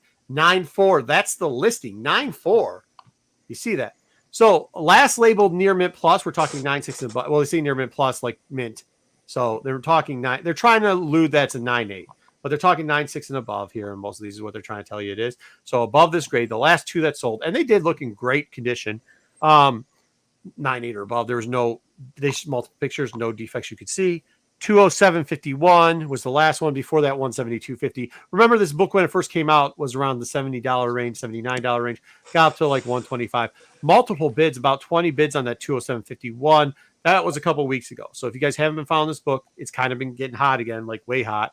Had a spike up there about 160, went back down to 125, now pushed back up to the like $200 mark. But this is what I'm telling you. And you got to see how this listing looks and how much. I want you guys to guess how much this book sold for. So here's the book, Star Wars Darth Maul. This is the second print, 125, 9.4 question mark. How much do you think this book sold for? Okay. Now, I'll give you the description to help you out. I tried to take the best photos I could. That's not true. You motherfucker, you left this in like a 50 thick, like that is not bad pictures. He left this in the thickest ass plastic bag you could find, right? Yeah. Okay. So if that's the best you could do, I'm sorry. I'm not trying to shit on you if you watch this channel, but bro, I take plenty of eBay pictures. I'm not good at taking pictures. I've never taken a picture of that fucking bag. Okay. It's hard to get the 2 non-color breaking. Nope, it's not. Spine stress lines. Don't worry. I'll show you them later on the front cover. Nah, I got them. Small color break line where the binder tear. Wait. Where's he saying it's at? Breaking spine stress. No, we'll show you those. Small color breaking line where the bind tear on the bottom front left cover. I'll show you that. If you can get those 2 spine stress lines pressed out, you can't press out color breaking, by the way. You can't. No. I will tell you that you lied to us in this thing because we'll go over it. Pressed out and CGC judges the small line binder tear. It would be 9.8. Well, I don't know what any of that shit means. Tom wrote it right there. What? Dom wrote it. Dom what? Dom wrote this one clearly. Yeah, that is words. That's words. As it's, but hey, tap off. As it stands, the book I'm selling to you at 9.4. Okay. I would argue maybe better than 9.4. Here it is, a little bit of a close up. Once again, I tried to lighten it up a little bit too, make it look better. In the corner? blew it up. Hold on, I've got you. I've got plenty of pictures for you. But what it wasn't a very thick bag. And if you're trying, use a my light, guys. Use my light and tilt it a little bit. Not a bad thing. Okay, you can always do that. All right, so this is what he said that he couldn't take the picture of and show you. And do you see the little white spots all over? Yep. Okay, what color is the book? Black book. Okay, so if you see white on a black book, would that be non-color breaking? Don't think so. Because color breaking means that it's not the same color as what the book's supposed to be. So White's a dead giveaway on a black book that it broke color. No, it probably... There's a white dot next to Yeah, I don't... Well, so I show that later, but I don't know if that's the dot. That could be a printing error. Who knows? It could be a printing error. Could also be the bag. Because I do that later too. But it's up and down the entire spine. So whatever he's saying about the 2 marks, there's white all up and down the spine. Ooh, then there's this. Once again, here in the circle, I can't tell if that's printing error. It could be on the bag because the bag was so thick. I can't tell what it is. But then on this corner, which was the opposite corner of the one he said there was a binary tear, not a binary tear or whatever he called it. But there is one there. So, I mean, but that doesn't mean you can't get a 9.8 on it. You can still get a 9.8 with that. He had somehow showed this picture. I can't tell what the fuck these 2 pictures are of. To be honest with you. Can't tell you. Couldn't fucking tell you. Couldn't tell you. Blew them up. Still can't fucking tell you. Don't know. Know that if this is your best opportunity. And this guy, hey, mind you, I'm not shitting on this guy because he sells a lot of books and a lot of people enjoy what he has. And because he did list it and title as a 9.4, I'm just making fun of his pictures and description. That you could tell how thick this fucking bag is if you look at these 2 pictures. Way too fucking thick. Now, I do know from another picture that corner on the right picture on the left side does also have a binary tear there. Have like in a baggie like this? Like one of these Ziploc baggies? Yes, that's pretty much how thick it is. Yes. Jeez. All right. So I've given you all I could. I'd actually say the book probably is 9.6. I'd say 9.4, 9.6 is he's fine on that, like easily. So he didn't lie on the listing of the grade. I'm not saying he did. His description's a little bit fucking full of shit. I mean, not a little bit. It's full of shit. But he didn't lie on the description. So, like, if you're buying this book, you're bidding. I'll give you this. 19 bids on this book. Chat, any idea what this listed 9.4 with whatever those fucking pictures were? By the way, I cleaned up a lot of these pictures. It was way worse if you actually looked at it on fucking eBay. Any clue what this 9.4, words, sold for? Hey, GT Comics, thumbs up. Nobody's gonna guess. How about you, Waste Seeker? You know the answer. I gave it to you. Dom, how much do you think it's sold for? 200. JJ, did you see it or? I saw it too. Too much. Nobody's answering in chat. This is why Pete wants to do stuff with chat on Tuesdays, and I'm just like, it doesn't work. It's behind. Nobody ever guesses. They don't want to hear it. They just want to hear you talk. GT just gives thumbs up. Thumbs up. It's good. Yeah, thumbs up. You're doing great. All right, so here it is, the 9.4, 19 bits, $150.49. Oh, $149.49. I was surprised. I was shocked, dude, for a 9.4. And legit, the dude, I mean, even if you think it's a 9.6, right? Which, once again, I could see it getting a 9. Shit, on a good day, you know, a rumor has it, I don't know who started this rumor, but rumor has it they could be possibly doing on-site grading, maybe, at Baltimore. I'm pretty sure somebody named Marco started that rumor. I didn't start the rumor. I heard it from the grapevine. But anyways, even through on-site grading, you might get a 9.8 because everybody knows how on-site grading works. However, I really, with him listing it as a 9.4, they bid on it as a 9.4. I mean, that's what the bidding was. And for this that's book, a $300 book in a 9.8. That's the difference. $200 book in a 9.8.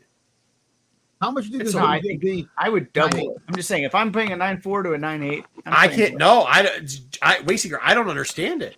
I don't know because it was like less than 7 days.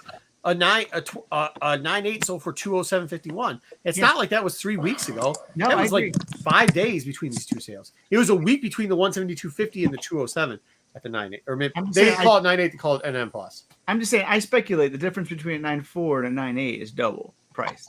Personally, like if I'm going to buy something, I think normally it would be, but this book's between. I will tell you this though, if you're going to take gambles on a book, take it on this one. Apparently, Because you could show a whole fucked up book in thick ass plastic and go like, yeah, fuck yeah, baby. No reserve, 9.4. Typically, you say don't auction books. On this one, auction it, guys. Just want to let you know what's going out there in the market, dude. Not gonna make that long for you guys. There's still good books out there that go for good prices. So I mean, yeah, but the second printing, that's not a good book. That's not a good book. It's a second that's not a good printing. book. Come on, you see, the thing is, the second printing is a 1 in 25. It's the cover. It's just the cover. Yeah, it's the cover. The It's cover's nothing nice. about the book. And especially a black cover like that. Try to find it in 9.8. There's plenty of them that actually sold 9.8. We just gave you an example in the last week, 2 of them that sold 9.8. Okay, so I would try to find one for cheaper. Sure, but good luck when that's on yeah. auction. But when 9.4s are selling for 150 though, like what the fuck? On auction, not like a buy it now. It was an auction. Yeah, it wasn't even about. Yeah, it was a no reserve auction. So he started out at like 99 cents. That's like crazy.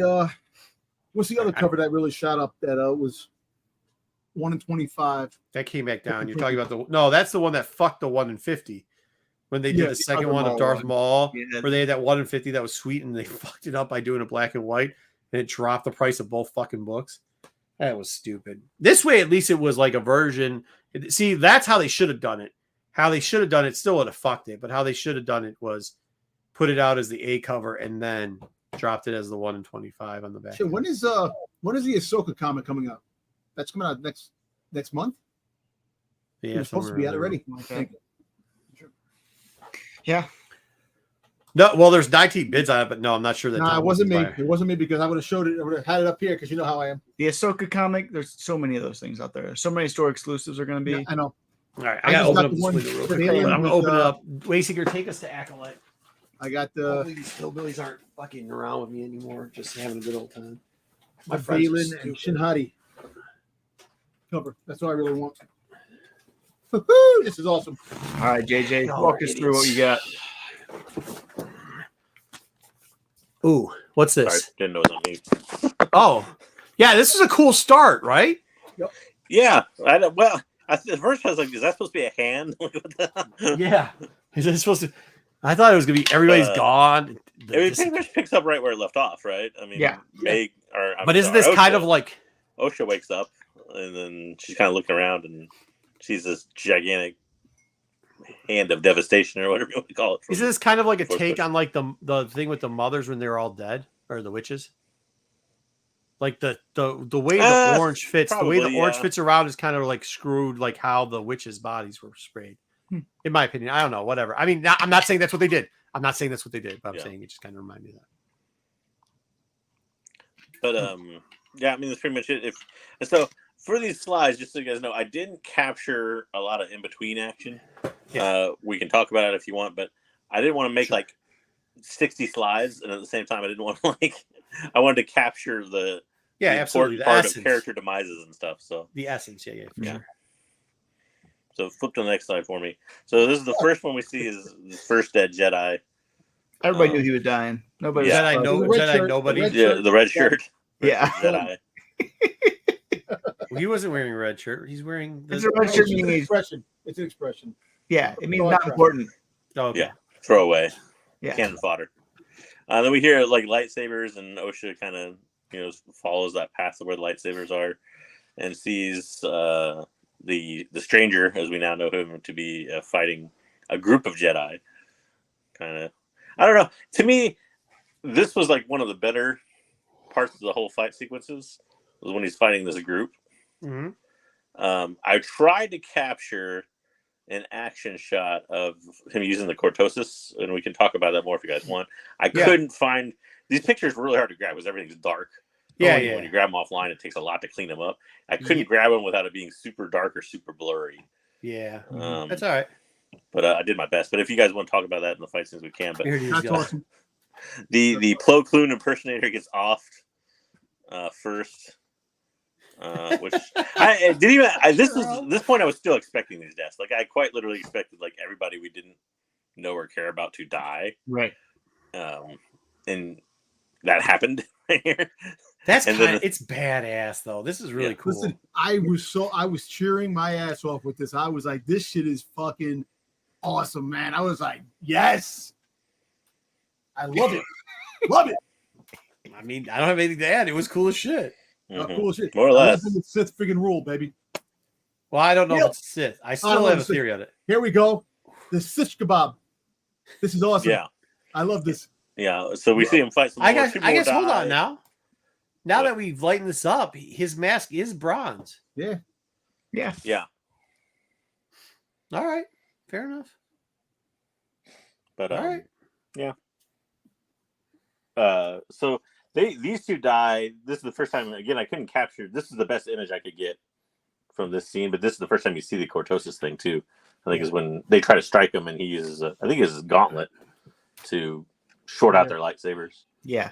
Yeah. Dom has it a kind of does a theory force wrong, push but pull thing. The cortosis kind of gives me a hand on what, but we can talk about cortosis whenever. But Yeah, Dom you guys has can talk about whenever. Like I said, I couldn't get a good shot, so whenever you want to talk about it, jump in. But This was awesome. When he did that, it was cheering. I'm like, this is why can't we get this all the freaking time? This was the most brutal shit. Do you know how much work this guy put into it? Hold on, because you can't. It would also lose some of its like luster, right? Let's be honest. You have to. This is so great because it built up. We watched the witch dance show. We had a flashback. We had another thing. We're like, okay, what the fuck? We had him float down. I once again will say this. I really do think if you played these two episodes together, I mean, not that this episode wasn't good, but I think you all of a sudden come off of 3, the flashback, and this happens, like, good night, dude. I mean, you haven't been hearing a lot of complaining anyways this week out of it. Even the trolls don't got shit to say, really. Well, I mean, there was one thing that the trolls were complaining about. Who gives a shit? I'm just saying in general, like people who usually were following what the trolls were saying, even are saying, well, this is actually good. So this beginning was great from a total action perspective. Yeah, and it won't come across in the slides, obviously, but I wasn't a big fan of the cutting back and forth thing. That you saw a lot of. That's happened more in the later, kind of middle part of the episode. But like from a cinematic aspect too, this is where obviously it's used to conceal his identity because you don't know who he is as part of the big mystery thing. But this is also where the mask comes in handy. Mm-hmm. You can put, just like the Mandalorian, you can put anybody in that, more or less. It doesn't have to be, Manny Jacinto. It was almost all him. He didn't do any. Yeah. He wanted to do all his stunts, and so he did almost everything himself. And it's also the advantage of using random redshirt Jedis. They can be stunt people. They don't have any lines. They don't matter. Yeah, the crazy thing with this whole thing is that you think about the Jedis. The keepers of the peace. They're supposed to be like the police, and they done all their stuff to snap and never faced anything like this. They were like so freaking disoriented. They were so confused. They had no clue. That is awesome. That's awesome. It makes sense. I mean, it's been such an era of peace. Like they would never train to fight anything like this. Exactly. And well, I mean, they would hold on now. They would have just come off the Nile battle. They would have just 100 years ago. These people are all there, dead. Those people are dead. And most of these are human. Well, I mean, Yoda's not dead, and who knows how long. I get that, but Yoda's not in this show. Yeah, everybody in here never seen that stuff. When the first episode came on and they said about the Great War that hasn't happened in a long time against Sith, I guess, because they had the war with the Nile. The Nile was a big war. Well, I don't know if they consider that a war, though. Yeah. I mean, the only person that's going to have the Nile were more like terrorists than anything. Yeah. The only person that's going to see any action that's substantially is Vernestra. So that's I think. But I mean, if Vernestra, my whole thing is I know it's just an inference, but if you infer that, we know for a fact that Vernestra's been around that long. We also know Yoda has. There are probably more than 2 fucking Jedi that have been around for that. But none of these people have, is what I'm saying. Well, these people got stomped. And it's interesting. The Wookiee. I think that maybe not. I think that part of it too is, one thing is they've always said, and this has existed in all of Star Wars lore, where people who use the tap into the dark side are technically more powerful. That's kind of always been a thing. Well, also too, remember it's always been the thing, the least amount of people that use it. So if he's using the dark side of the Force, which we assume that he is, the dark side Force user is going to be stronger because the light side, it spreads out the more people that use it. So that's always the yin and yang of Jedi. I mean, that's legacy, but still it's all not 100% legacy because that's why the rule of 2 was the rule of 2. And we have that in canon. Well, if you think back to last episode too, in that small training section we got of Jeki, they're basically training in almost like what's a form style sword play like fencing would be. This guy's not using anything like that. He's using dirty tactics. He's using cortosis. I mean, they haven't seen anything like this. So the fact that they wouldn't be able to fight against it very well is pretty normal, probably. And he was especially not knowing what cortosis is. It's not like that's a. Go ahead. Yeah, it's like adamantium. It's supposed to be a rare thing. You're not supposed to just find it anywhere. The fighting style that he does, they never face anything like that. Well, I mean, that might be, even with the fighting style, you don't know, but like somebody who, like they have been, like JJ said, they've been sparring. There's difference between sparring and like hitting the, street. Like this guy could just be a street fighter who's just, I mean, not like a thug, but trained in some type of fighting. And at the same time, he's got a weapon that you're not really used to going against, and two weapons because the say it again. Cortosis. And his lightsaber works differently. You can see it. And then, his lightsaber is going crazy. While theirs is going out, his is going crazy. Think about this. When it comes down to his style, it could be, like I said, we may not see a Sith. He may say he calls himself Sith, but maybe something else. He said, "You call me Sith." He said some they call me Sith. Yeah, you call me Sith. No, he said Jedi. Did he say Jedi? He said Jedi. Yeah. Jedi might call me a Sith. Yeah, something like that. Yeah. But the whole thing is that it's more, the theory might be more of a Knights of Ren. That's what I've been saying the whole time. Well, I said that in the beginning. That's not what you said for the game. I said it looks like when the trailer dropped, I told you the Knights of Ren, it could be the beginning of the Knights of Ren. I once again said from Aftermath, who was originally supposed to be the Knights of Ren before they fired the guy, went around, took the artifacts. While you were calling this guy a Sith, I said, no, like in Aftermath, probably somebody who went out and got the dark artifacts and started using them. But the trailer, kind of like the Cortosis helmet and gauntlet. Wait, what? Said the mask. I said the no, mask. Dom, what do you say? I said the mask reminds of the Knights of Ren. I said it could be the first one in the Knights of Ren. You didn't say that. I said that. Yes, I did. I've come around. I think this guy is Sith. Jesus Christ, man, give me credit for something. I think he's actually Sith. I don't know. I think he's the master. Once again, I'm still thinking. I'm still going with the Aftermath original. I think it's Tenebrous. I'm not gonna say Knights of Red because I don't want Dom to go crazy. I think he's connected to Tenebrous, but he's not Tenebrous. Saving it for later. But I also wonder too. We're in this time period of them not knowing kind of what the Sith are. Yeah. And the Sith not having any real known hierarchy, at least to the Jedi and all that type of stuff. I wonder, and this is legend stuff bleeding in, which we've seen in the show. This is legend stuff bleeding into canon stuff. Yeah. But I almost wonder if it's not a situation like, there's two situations I think of. One is, probably nobody's seen it or played it, but there's actually a cinematic trailer from the Old Republic game called, I think it was called Disorder. It was like from a couple years ago. We actually put it on the show at one point. Well, pictures of it. But it's got Malgus. So Malgus is a character that starts off Sith, betrays the Sith, and is this character in between who is using the Jedi and the Sith against each other because he thinks neither one should have the power, which is kind of what the theme of this show is. And Disorder, if you watch that trailer, goes into that theme using a brother and a sister even as kind of that, archetype or whatever you want to say.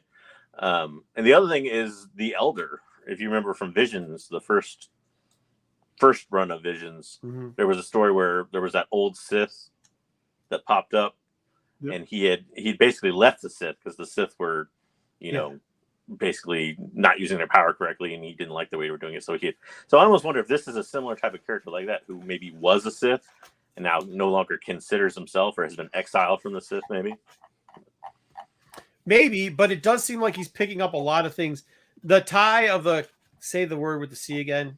Cortosis has links to a lot of Sith, right? That they harvest the stuff on the planet. One in particular has Darth Bane, because that comes from his planet. The one in particular he harvested too. Is Plagueis' master? Because Plagueis' master the scare. Tenebrous. Well, yeah, but it literally is. One that's mining in the Plagueis. Hold on. You can't say no to Bane because it literally, the planet Bane was born on, and the first job Bane had before he turned to Darth Bane, he was harvesting this stuff.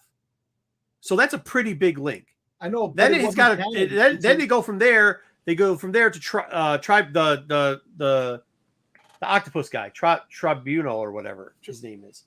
The Tribunal uses it to shut off. But it also got a bunch of links to lots of other things too, even in like characters that we see in canon. I know, but go ahead. The whole point of in the Plagueis book, it also has a link to Spark Eternal. Fuck me.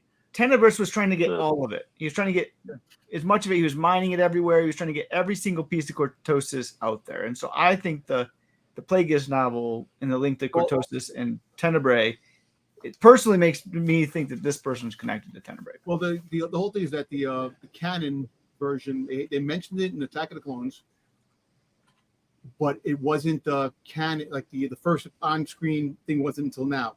It was in the Dr. Afra book. It was also in the one of the Veda books. Let's be clear what it was. It was in the Spark Eternal series, which was fucking horrible. I know, but it was in the Veda. Let's be clear. In the comics. This is the first on-screen actual presence of showing it what it is. Okay. That's not a screen, but yeah.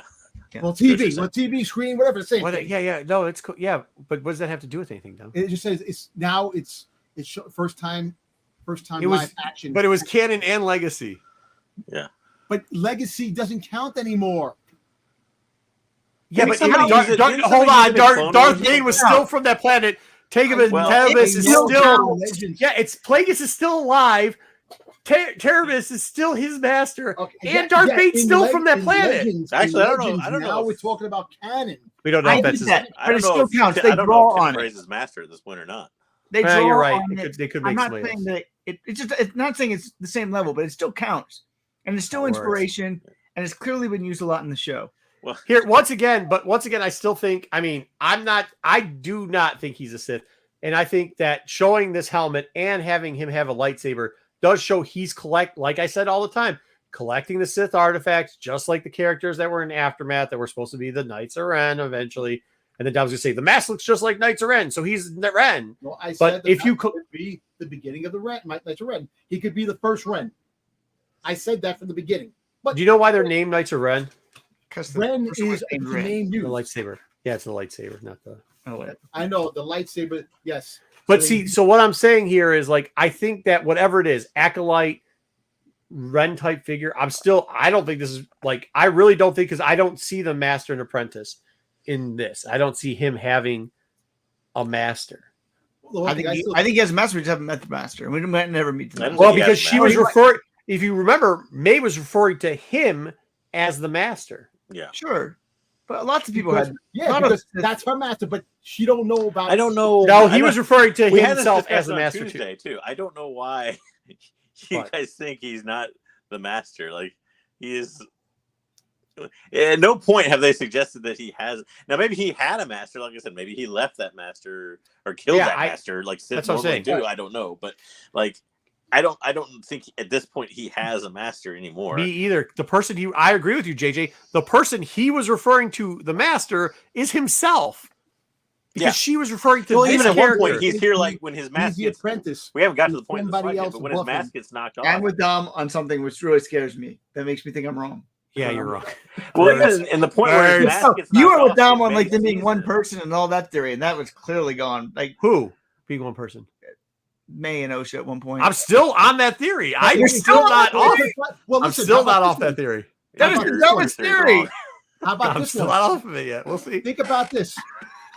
That there's very low percentage. Wymir is connected to May and Osha. The triangle effect. Think about this. He's not connected to Osha at all, though. Listen, the book that was burned was a triangle. Listen, the book that was burned was a triangle, and when he killed Jackie, a triangle.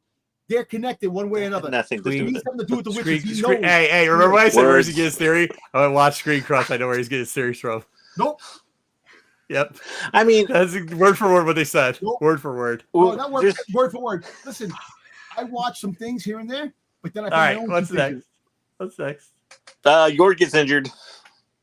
He gets slashed in the leg. I actually like Yord in this. See, now this helmet looks black, though. I think they're playing with it. I don't know. It's the light. It's the light. Yeah, it's got to be the light. I got something I got to tell you about this, about the light, really quick. That the light, the different color lightsabers that bounce off the helmet is going to make it look different. It's plus it's dark. It's not word salad. Yeah. I just want to He's get actually he's right about that. When I like word salad because it's coming. Go ahead, put it down, Wayseeker. Stop playing with the buttons, Wayseeker. It is bronze. His helmet is bronze, like a bronze color. Yeah, I think it's supposed to be bronze. It just looks different in different lighting, but yeah. Me too, John. Me too. But I will say this: if you ever like try to study pictures of this thing, cleaning up images of this is a bitch because of the light. Yeah. Like I get they do it for the always effect of the complained about lightsabers and stuff, but Yeah, man, for it's sure. a pain in the ass. Yeah, for sure. Very well done, though. I didn't think they were going to kill Yard. I'll be honest with you. Well, I haven't got to that part. Yeah. But this was the part though. Yeah, he went Yard, but his name is Yard. I called the Yard's part where they death kind on of took last the week. foot off the gas. No, who was the idiot last week that said there was going to be a flashback to the Chewbacca episode? I said that was not coming yet, but I said they were getting that. No, you said it was. Oh, I'm sorry. Next episode. No, you said that last episode. I think it's going to be 7. Hey, Dom, don't take any of his else. It's 7 because the director. I think it's going to be 7. I'm with JJ. It's the same director. It's going to be 7. It's the 6th episode, so we're going to see a flashback on May's point of view. 7, episode 7, not 6. Yeah. No, episode 3 and episode 6 were the same guy. No, episode 3 and episode 7 were. Who cares? Go. Let's see Yord die. But Let's see Yord go Yard. Well, this was the part I put this in here because this is the part where it started to slow down for me. Was when they're cutting back and forth now between Yord and May, or I'm sorry, Osha running through the forest type of thing, which I didn't include because that's boring. Yeah, I don't think we needed that. I do think we didn't need her running through in that whole nonsense. Yeah, I agree. Yeah. But still great. I mean, who gives a shit? It's still good. Yeah. I mean, there's small. I think the one thing that was interesting about him running through the forest was the fact that he didn't care about the Jedi anymore. He was more interested in punishing May. And like the Jedi could have got away if they really wanted to. What are you talking about? They were trying to He go didn't to the know ship. Master Soul's name yet. But Master Soul's also famous. But he does seem to know what Master Soul did. He seems to. But see, that's where my theory that they might be the same still plays, because I think that the character, the girl, told him what happened. Because I think through both their point of views. He said, don't you remember me, though? So, like, clearly they've met before. The witches died through the Force. He says that to May. Yeah. Well, and he says it to Soul. He says, but that's because they all saw him earlier. They did see him earlier. Yeah, I don't think that's But see, another thing, too, is that the helmet, they talk about the helmet blocking the read my mind type of thing. They made like a Magneto helmet. If he can read his mind, he actually played a good part when they were in the store when he first met him, that he was blocking his mind so Soul can't read it, which is kind of crazy because if he can't read it with the Soul helmet, wasn't trying to read it there, though. I know, that's what I'm saying. That's so what he actually played. He was playing funny, but he could have. He could have. But why he had no reason to? He's not just reading everybody's mind. But when he did that, the dog secret. Well, doesn't he threaten to read his mind and then he just tells them what they want to hear, I think, if I remember right? I think he kind of threatens to read his mind and then he just tells Soul who he's supposed to be or whatever. But yeah. Yeah. Okay. I think, yeah. Yeah, I think it's more than that, Joe. I think they met before that. Yeah, I think maybe they did. Maybe they did. Well, it makes you wonder if they hadn't, but they also use that same type of surprise it's me thing with Yord later. Because Soul in Arabic means day. You got sun and moon, night. So it could be out there. Dom, do you and then you've got water, and then you've got air. I'm just saying that. No, you promised us. You thought Soul was his master. Do you still think Soul's his master? Master, but I'm saying that. Why would Soul? The witches, I'm saying it. It's you've got water, Soul and then you got means desert. Something in Korean, and the actor's Korean. Like I don't understand. Listen, you've got rainforests. Day, you've got mountains, sun, moon. You got that. You've got jungles. You've got the Sahara. And you know what? And how do you know? And how do you know that there's something to do with the Knights of Ren? You could build a snowman. When you freaking play Kylo Ren's music, in the beginning when Osha woke up and at the end. So or it could melt. The Knights of Ren. There you go. You could build a snowman, or it could melt. Yeah. Well, then if it's a Ren, that destroys your theory that he has a master somewhere. Yeah. He has a master. That's what I'm telling you. Ren never had a master. Ren didn't have a master. No. Once again, you prove my point about the Aftermath book and it being that. What for the 800 times? He could be. They could be different. The way the story's going, it could be a bunch of things combined. He could have had the master and then started the Knights of Ren down the road. That's what JJ just said a minute ago. You're muted, Wayseeker. Go ahead. So what happens? So she blasts somebody. Keep going. Yeah. So this part, I thought, okay, did anybody else think this was weird? Why did the stun gun not stop him? Because the ketosis. No, that's not what cortosis No, that's not how that works. It disrupts the kyber crystals. It doesn't disrupt a random stun gun. Because we know how it works. I know how because it works. Unlike you, we didn't just go to Wikipedia. We actually knew what it was. Also, she clearly hits him in the back with it, not his head. Yeah, not in the helmet or in his gauntlet. It hit him in the helmet. Look at the helmet. Hit him in the helmet. Even if he hit him in the helmet, that's not how cortosis works. Maybe they change. Look, we don't. They're doing stuff, making things brand new, adding stuff into Disney. Can I please? I think it was just kind of a corny. To me, this was a corny continuity error. Like they didn't think that they would use it later, and then they did, and then it. Like, can I please put it up again, Margo? What? Go ahead. Yeah. All right, next up. Yeah, that did fail. Manifestation. That's the thing. Where Soul finally shows up. I thought it was a little weird that he wasn't there like for the first 15 minutes of this fight. He finally showed up to save Osha. Okay, so with my whole Fight Club theory stuff, like this is what it might not be Fight Club theory because Soul didn't all of a sudden just showed up too. But all these cutscenes, once again, like still are kind of wild. How a lot of people, till one of them's passed out and cuts her own hair, they never see each other pretty much, like not in front of people. And even at that, like it's just wild. Anyways, go ahead. So here comes Soul from no place. He was letting everybody. He's letting Lord get killed. I tried to get an image of him blocking the lightsaber throw. Couldn't do it without it being ugly and blurry. But yeah. He ends up saving Osha. He was about to kill Osha, or was it May? Maybe it was May. About to kill May. Was it May? Yeah, he was about to kill May, and he ended up saving May. So, but yeah. So to me, this was the thing where if you hit the next slide for me, Soul is really me. I agree.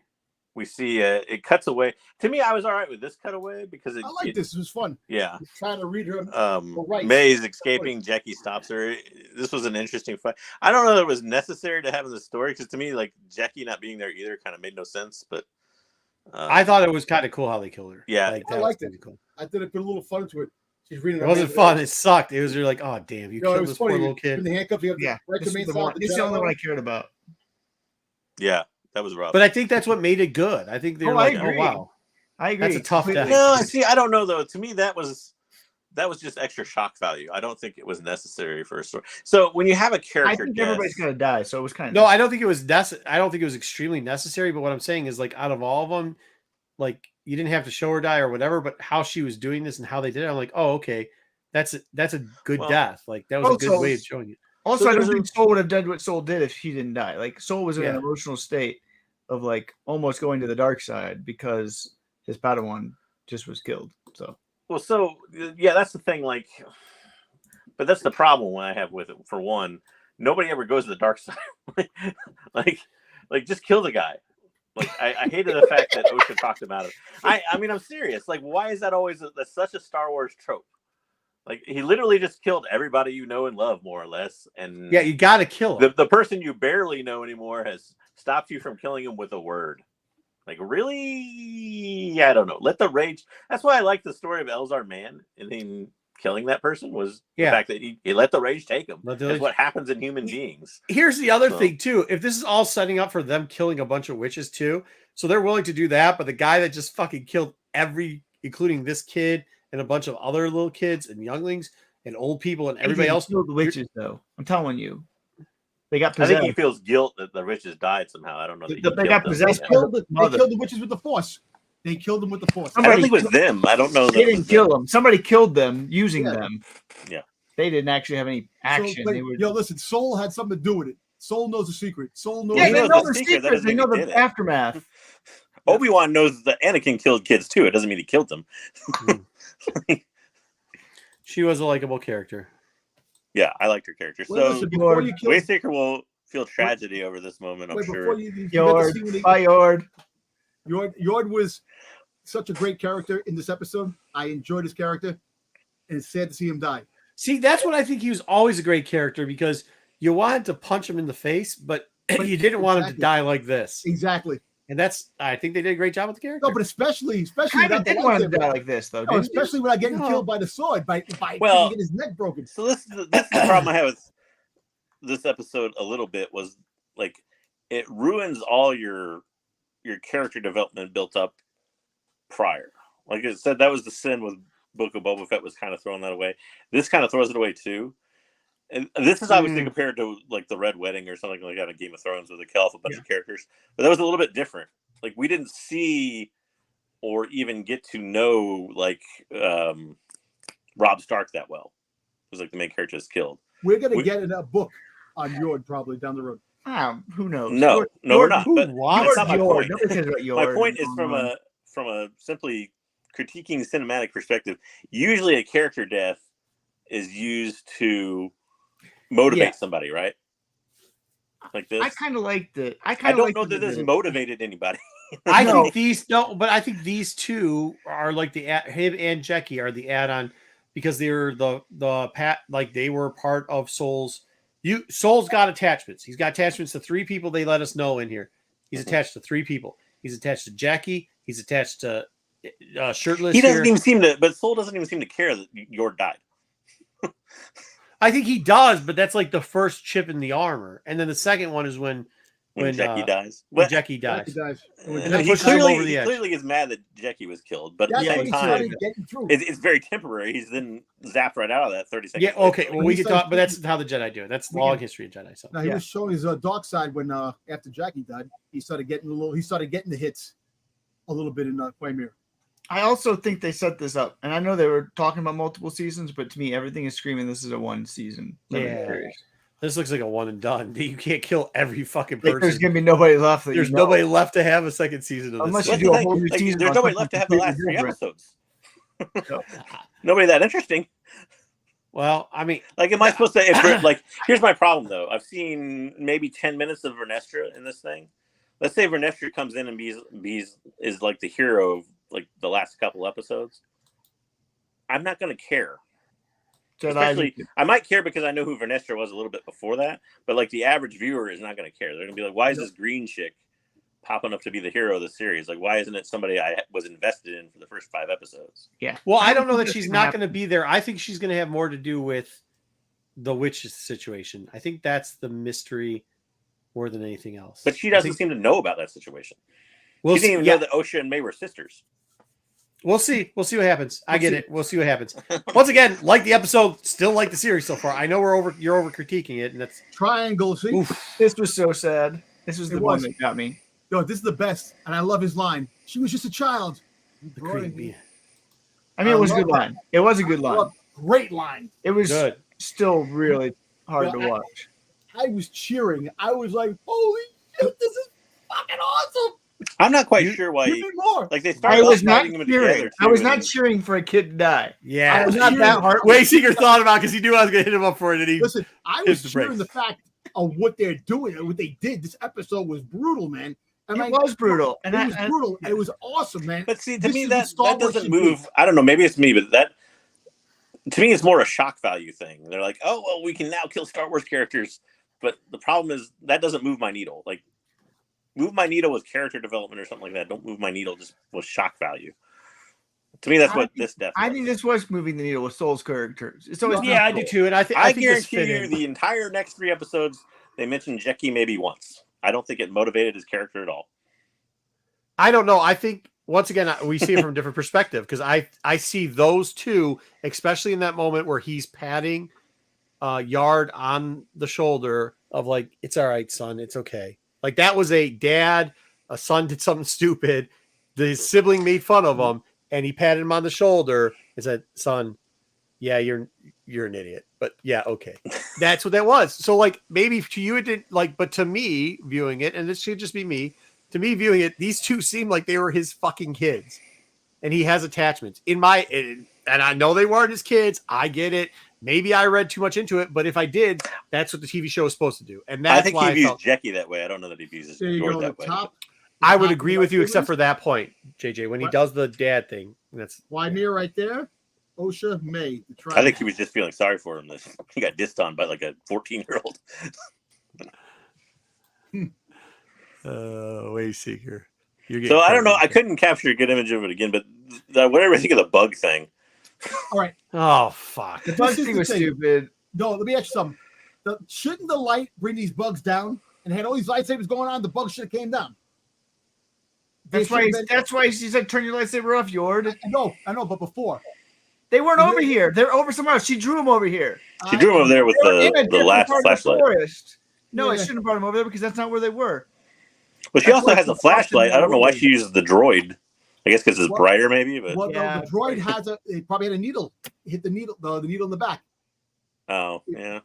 I guess whatever it was. I'll tell you, that was probably the worst part of it. It was stupid. That's the second worst part for me. Worst part was coming up. You got to think about it. There's something to that scene. It makes sense.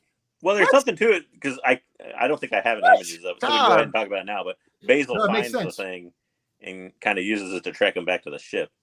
I think that's the MacGuffin of using it. But it made sense to a point where not because it was a friggin' light. It made sense to what Quimir was looking for. She did the last test. She freaking defeated somebody without a weapon. That's the thing. That's why now she didn't defeat him. He's a fucking alive. He's alive, but that's what he was looking for. No, it didn't say defeat. It said you have to kill a Jedi. But for May, that's what he was looking for. So the last step of what he was looking for. No. Why do you think he's going to go after now? Hold on. Jesus Christ! Listen to me, William. No, it's dumb, Dom. I'm sorry. That one's nothing gone. to do with it. That doesn't. Right. You're reaching, bro. All right. I'll let you go on a lot of things, but they're right. And he's trying to kill May, not because she couldn't do that. He's trying to kill May because she betrayed him. Because May friggin' said that she was going to turn herself in. Yeah, exactly. Which is another thing. Which made no sense. We can get to in this scene. Why does May, who's going to turn herself in, all of a sudden not want to turn herself in? Like she could have turned herself into Jackie. It made no sense. No, she wasn't going to turn herself into Jackie. No. Hold on. She wasn't going to turn herself into Jackie. She was, but then when Jackie said, "No, you're going down for all this because you killed the Wookiee," you could see it turned in her eyes. The Jedi, the two Jedis. She killed two Jedi. That's what Jedi. Who cares if she said. You're under arrest for the murders of all three of them, but she did kill the first two. Well, no, she technically only killed the first one. The second guy took the poison himself. I don't know. I don't know how Star Wars courts work, but I'm pretty sure you're still liable for something in that case. Maybe excess too, but still, I mean, something big for the freaking jet for Tobin to kill himself with poison, and for nobody cares. The Jedi used the Force to kill those witches. They did something. That's not what I'm discussing, though. Tom, that's not where we are talking about. I'm just saying. I'm with Wayseeker. It made no sense to me to have her kind of flip her script that fast. Listen, I want you to cut out each time I talk about things.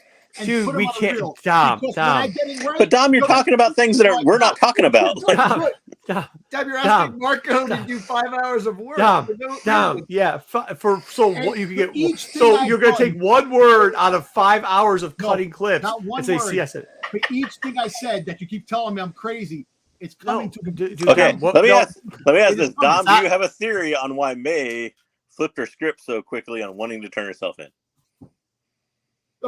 No, the reason why that May wanted to turn herself in because she seen the sister was alive. She didn't. I know that, but I'm saying, why did she change her mind? And seemingly, why does she not want to turn herself in anymore? She didn't want to turn herself in because she thinks that the Jedi. She thinks the Jedi are gonna freaking they brainwash the sister, and she knows that they killed the witches. That's why. Well, that's the other problem I have. Okay, but she knew that before when she was going to turn herself in. No, the whole fact is that she was going to turn herself in. She thinks but she thinks they killed the witches. I agree on that part. But at the same time, she always thought that, though. Yeah, she's always thought that. I don't know where any of you guys are going with this. Yeah. But my other thing is on the whole, they've brainwashed you thing. She didn't even know her sister was alive until 24 hours ago. Yeah. The whole thing. This is the dumbest storyline. The only part that I find stupid is, why would she leave her sister there for, what's his name, to find? Why did she that do didn't that? make sense. Why did she go undercover? The whole thing makes no sense. Yeah, this part, and that's why I fear for the next 3 episodes a little bit. In that, she should have brought it back and said, "Hey, here's my sister.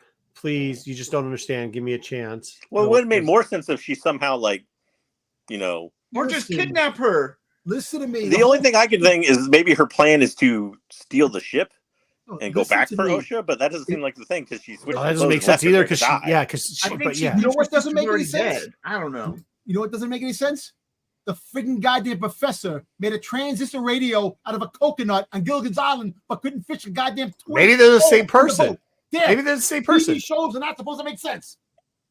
No, they are supposed to make And sense. it's Star Wars. A story needs to make sense, Dom.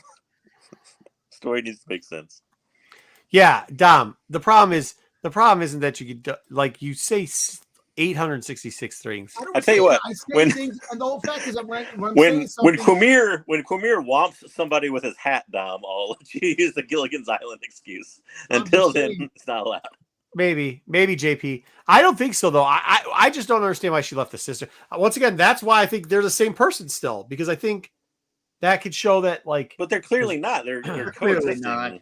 Well, listen, dude, I don't know, man. There's some wild shit going on in the story. I told you force projection from the beginning too, and you don't want to believe me. It could be if they're the same person. She's force projecting her. One of them's knocked out cold. How does that even work? So wait, hold on. When I come out with the theory from the get-go of the two theories that you're trying to like, co-op now, the only two theories I've had on this whole thing is one, correct or not, Wayseeker. Hold on, Dom, I'm going to mute you. Wayseeker and JJ are the only two theories, and the ones you're giving me shit about the whole time anyways, is one, the aftermath theory, correct? The one where they collect it. I'm not giving I didn't give a shit about that one. No, but the one you're giving me shit about, yeah, is this one. And is Dom now trying to co-op this one? Dom has always been saying that he can get that theory where they're connected, whatever that thing is, and yet they're projecting, which is the dumbest theory of all. Your theory is better than Dom's theory, but they're both wrong. Listen, you go back, rewind, you're gonna see what I said before. You said I know what you said is wrong. How do you know it's wrong? You don't know it's wrong. But why would they force project themselves hugging each other? Like in this scene. Because if you're force projecting, you manifest the person there. Luke force projecting. How do you do that in the middle of all these fighting and being arrested? He's screen rant. Code screen rant. No, once again, I think that. How do you cut off the hair of something you're force projecting?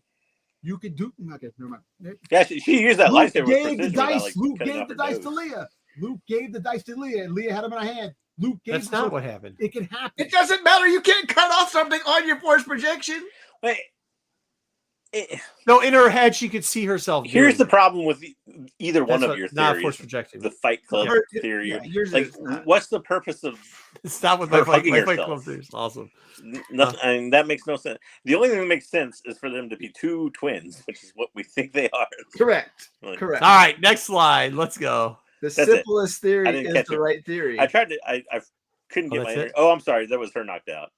Yeah, why would you like at this point? Why don't you just take her? I mean, we all knew what was going to happen there. Just take. All right. Yeah, just take her. Well, I thought it was weird too that like. And then nobody knows. Even the other one is there. That made no sense either. She wants to turn herself. Well, you know in. what? You know how the. Well, all right, so they did the switcheroo. You know why Soul didn't know it was her? Because his mind is clouded by the fight with freaking goddamn Quimir. That's why. Well, he does. When I didn't get an image of it, but when he stands or when she helps him up, and she hesitates on where her sister was. She says, "Sister," like that. When she hesitates on that, he hesitates too. So I don't wonder if he suspects something at that point. Even maybe not through the Jedi power thing, but just deductively, like why would you pause on saying that? Then Basil picked up the Pip's thing. He's the one that's head or whatever. Yeah. Oh, there you go. Yeah, but to me, I said it on Tuesday. I think it's going to come to her taking off that stupid ass Jedi robe civilian thing at some point. You know what? And see the lack of tattoo. Well, the tattoo on her forehead. She's covering the tattoo on her forehead, so she still has that. The witch is the. Yeah, I get that, and I think they are. We talked about. I think you're right, JP. I think they're forced dyads, but they're two different people. Dom thinks they're forced dyads and the same person. I said they're forced dyads. Look, I mentioned. Look, at the end of the day, one of the theories that I said is actually going to be freaking right. One of your 866 will be correct. Yeah. I say a couple. I give you one of your 866. What does it matter? Correct. I got shit off of each thing. But why doesn't the stranger know who that person is? Because the stranger's encountered them both and was able to be like... The stranger knows because he knows them, because he's part of that whole day. The triangle. He is part of that. But the stranger clearly did not know who it was on the ground there at the end. Who? Soul? He thought it was May. No, he didn't know it was May. No, I think he knew it was Osha. He knows it's Osha. That's why. So. I think that would make sense. He's trying to kill May the whole time. Like, look, and did he force heal her? And they played the Kylo Ren music with that too. So guess what? He didn't force heal her. There's no Kylo Ren. Yes, the music. Listen to the music. It is. You always have these stupid music. Where do you get force heal from? No, did I say that about? Did I say that about the friggin' about what's the face? You had Omega on the train. Remember the music? Remember the Omega theme song was in the Book of Boba Fett? You went off about that. You did. You did. They played the music for what's the face for Ventress in. Hey, just a bit you. Hey, hold on. Just a bit you watch Screen Rant, and that's where some of this is coming from. I listen to it. I hear it, dude. I'm listening to these things. How come when I say something, it's somebody else on TV? Because you say it exactly like they said. I watched it. Hey, I literally go. I go. Hey, where's that stuff coming from? They go. I don't know. I go. I'm gonna go watch Screen Rant, see what happens. You word for word. I don't. I want his screen history. I want his screen history now. I only disprove things in which I've seen on the show, Dom, and I've seen nothing that proves what that theory true. What theory? Of them being like a force projection or the force dyad's the thing that like. It's what Palp was trying to do. Actually, technically, Luke and Leia were kind of a force dyad. But more of Kylo and Rey. Kylo and Rey. It's two people that are connected by the force. Yeah. And the force dyad. The only reason you don't know that Luke and Leia was because they didn't mention Luke and Leia on that Screen Rant thing. But Luke and Leia were technically the first triad. When have we seen them be a force dyad in this show? With freaking Kylo Ren and freaking Rey, because they connected everything to the sequel trilogy. Here's the only problem with the force dyad. Here's the only problem with the voice dyad. It's also supposed to be like the yin and yang too, and those two are females. Last time I checked, because they're twins. Well, and Quadmir is the male part. That's why it's a triangle. What? He's related to. So now it's not. Wait, no. Do you see? Wait. See, even the dyad means. Somebody tell me what part of this has been the force dyad. She had the vision of her sister when she was younger, but in a dyad, you see each other in real time. Yeah. And feel each other in real time. That has not happened in this. I didn't say no. I said yeah. I said they're not, because not only that, you're right on that, JJ, and they're both. It's not they would need a male, and then he turned it into a triad. Force triad. Force triad. The force triad. He's part of the witches somehow. He was either cast away by the witches or he was there, and he was there first time. I thought he was a Sith. Yeah, but now he's a Sith. And he's he is everything. Some people might call me Sith. He didn't say he was a Sith. He said, Tom, you said he has a Sith master. But he does have a master. There's going to be a master. You said he was apprentice, and he was his master. Dom, this is what I'm telling you. Also, too, the witches were clearly an all-female coven. How on earth is he connected to that? Hold on. The freaking girl with the witch. She is his master. Dom, will you just give me this? You literally say everything. Because you, at this point, just alone with that character, you have said he is Ren. You have said he's an apprentice. I said he could be making it could be the first building of the Knights of Ren. Okay, not Ren. So he's a Knight of Ren. He's a Knight of Ren. Well, he's a Knight. Hold on. It could be. Dom, stop. You said he's Knight of Ren, which was not a Sith. Okay. Then you said he was a Sith. Then you said he was an apprentice. You've also called him a master. You've also called him one of the witches. Marco's in the antagonistic mood tonight. No, I'm just asking. That's 7 different things. But I'm saying the whole fact. You said all 7 of those. Then you said he's a triad. You didn't even call it triad. You said a triangle. But I think what you meant was a triad. Listen, triad. Look, I'm watching. There's no such thing as the force triad. There's no such thing. I can't see comments. I just can't wait to replay. Disney's making things up. You don't know what the fuck's going on. No, I know, but like that, it's not a triangle. I think he meant triad. Like that's he is the key to OSHA and freaking goddamn May. There's something. He doesn't even know OSHA. He didn't even care about OSHA prior to this episode. He knows OSHA. I'm telling you. So now he's not any of that, and he's something else. Like, so that's 8. You've given us 8 completely different theories on one. Just so, do you understand when we say, Dom, you didn't exactly say that because you just gave 8 different things on one person. I watched the show. I've been watching the show over and over again. I don't believe that you haven't. I do not believe that you haven't. I believe you have. But what I'm telling you is, you can't say I'm right because we have to choose which one of the 8 things. And some of the shit you've taken off of this show that somebody has said before and just recycled Right. it. So what I'm telling you is, all right, you there's said 8 Aftermath things. books. You said the Aftermath books, but I did say No, I literally said it we're looks collecting like stuff the like Knights Kylo of Ren. And then you said the mask looks like it could be a Knight of Ren thing. Kylo Ren. That's literally what you said. That's literally what you It could be said. the beginning of Knights of Ren. So you know what? Yes, all right. You may say No, you didn't. You said the mask could have been Knight. It doesn't matter. But he can't be the start of Knight of Ren and be the fucking master. He's not the master. There's a master. He can't be the apprentice. But he can't. He is That's an what he's apprentice. saying. He though. can't also be the Kill triad. master. He's trying to kill the master. That's why he wants an acolyte to kill the master. That's not the way it works. His acolyte would kill him. Yeah. You know what? And then he can't be. Then how's he part of the triad? That's why it's the rule of 2. You're supposed to kill your master and then take. There is no rule of 2. There is no rule of 2. Bane did not make the rule of 2 in this right now. Bane, whatever Bane made. I know Bane made the rule of 2. There is a rule of 2, and it's talked about in the movies. There is a rule of 2, and it is right now. There is a rule of 2, but there are people that go outside the rule of 2. You don't understand. Yeah. Palpatine had fucking goddamn 10 apprentices. Come on, man. I'm not saying you can't have an apprentice, and you can. Doesn't mean Sith. I'm totally agree with you there. But everything else you said doesn't make sense. And I don't want to keep dwelling on it because it doesn't make sense. Can we just move? Yeah, let's move on. Yeah, we're done. All right, the Witches may have. That was awesome. I loved it. It was a 5 of 5. Loved it. Great. Yeah, it was a great. I think the episode. There was a couple things. Like the Mayoshi things wasn't great. The only thing I think that could have been better is if they combined the 2 and then went that route. Because I think the weakness you would have seen in the episode before and the weakness that was in this episode, because there was weakness, but nothing's perfect. So between the 2 of them, we put together. About the last 10 minutes was a real weak point, I think, in this one. Yeah. I agree with you. Was this episode 5 or was this episode 6? This is 5, right? 5. So 6 is supposedly going to be the flashback or 7? No, 7 will be the flashback. Which is okay. I'm okay with that. When you're a director on a show and you have several directors, typically they have the directors work with the same cast. Yeah. So you have the same director as in 3 as you do 7, which means you're likely going to, like, if you have the actor that played Kalnaka, the actor that played young Tobin, the actor that plays the daughters or the twins, when they're younger, all that, you probably use the same director for both of them.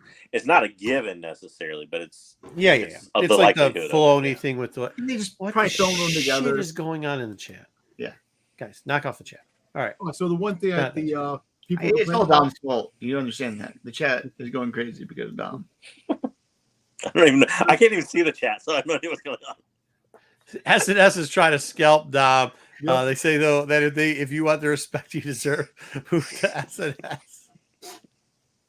Wow, Kyle. Wow. If Dom wants his own acolyte for S&S. They're not giving it to you on Friday. I thought Friday was the one that gaslights you. No, Friday they want me on Friday. It goes. I don't even get appreciated on Friday night either for some freaking reason. We're gonna have a Revision Turf War for Dom's crazy theory. We're okay. We won't have that. That's not listen. The one thing that people are trolling about because get mad that when May gave herself a haircut with the lightsaber, it cuts hair now. Of course it does. Remember Yoda cut off the cuts everything. Vernestra cut her hair with a lightsaber and a comic book. Wait, doesn't it always cut off the Padawan thing? Yeah, rat tail. But when she did that to come up to match, did they really complain about that, Dom? There's no way somebody's complaining about that. I was laughing about that. I was like, come on, really? That was the one thing. And the other thing was the light. That's just the light. How come the lightsabers weren't making the creatures come down? Yes, when they were fighting in this area. That's the only thing. So Pip's light is much brighter than a lightsaber. Okay, that's about it. Yeah. The hair thing is stupid. I hadn't heard that one yet. That's dumb. I actually thought it was pretty good that she was trying to match. I mean the fact that they think that that's the thing that can't happen. Joe, we're teaming up against S&S. Darkseid and Old Met. What the hell's the name of the show on Friday night? Grumpiest Old Man. What? The Qualified. No, it's not the Qualified. Yeah, Qualified and Darkseid are teaming up against S&S Turf War. Yo, meet us in Baltimore. Cage match. Hit up. They all want me on their show. That's the same message that goes to everybody, Dom. I know it's funny. I'm just laughing. My thing is blowing up. It's funny. We got like 2 hours of content for Star Wars. Your thing's up. Oh my God, why? All right, so here we go. Well, actually, cool. So we got some real quickly, for the people that don't want it, we're going to go into cards. There's a pre-release that's coming out. So what we decided to do, first off, I don't want to hear in the comments. If you're upset that I got a case of Star Wars Unlimited before the release, deal with it.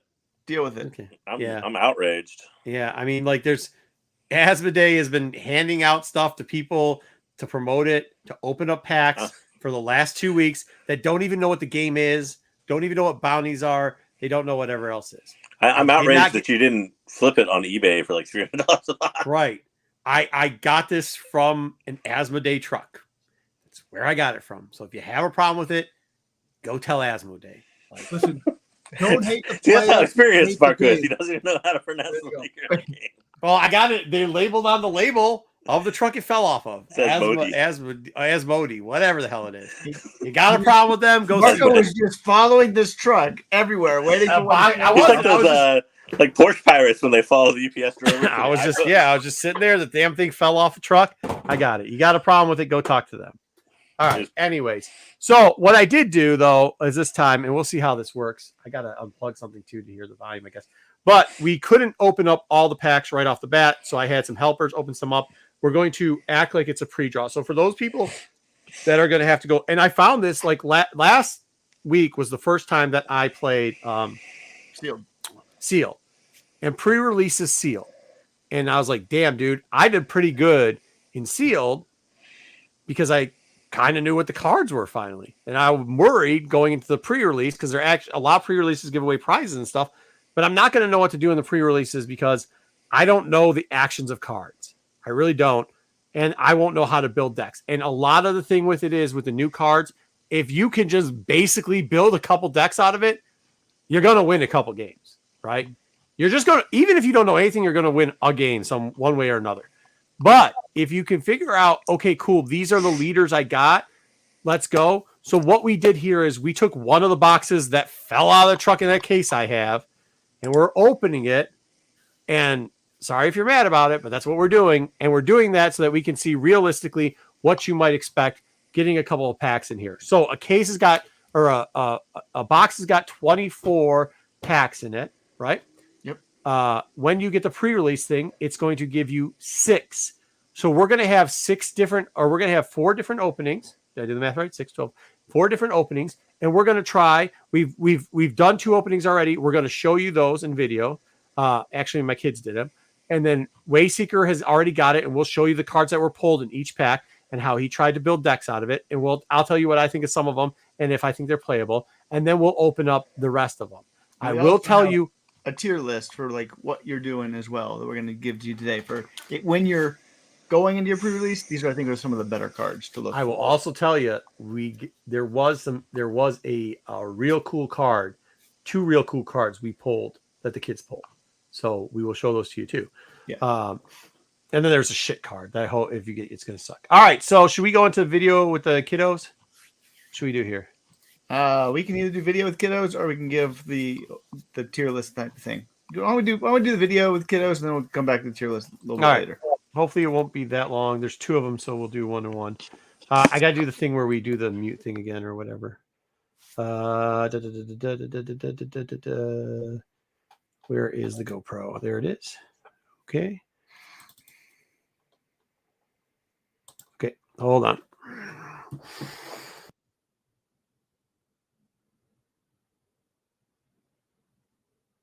Definitely, Matt.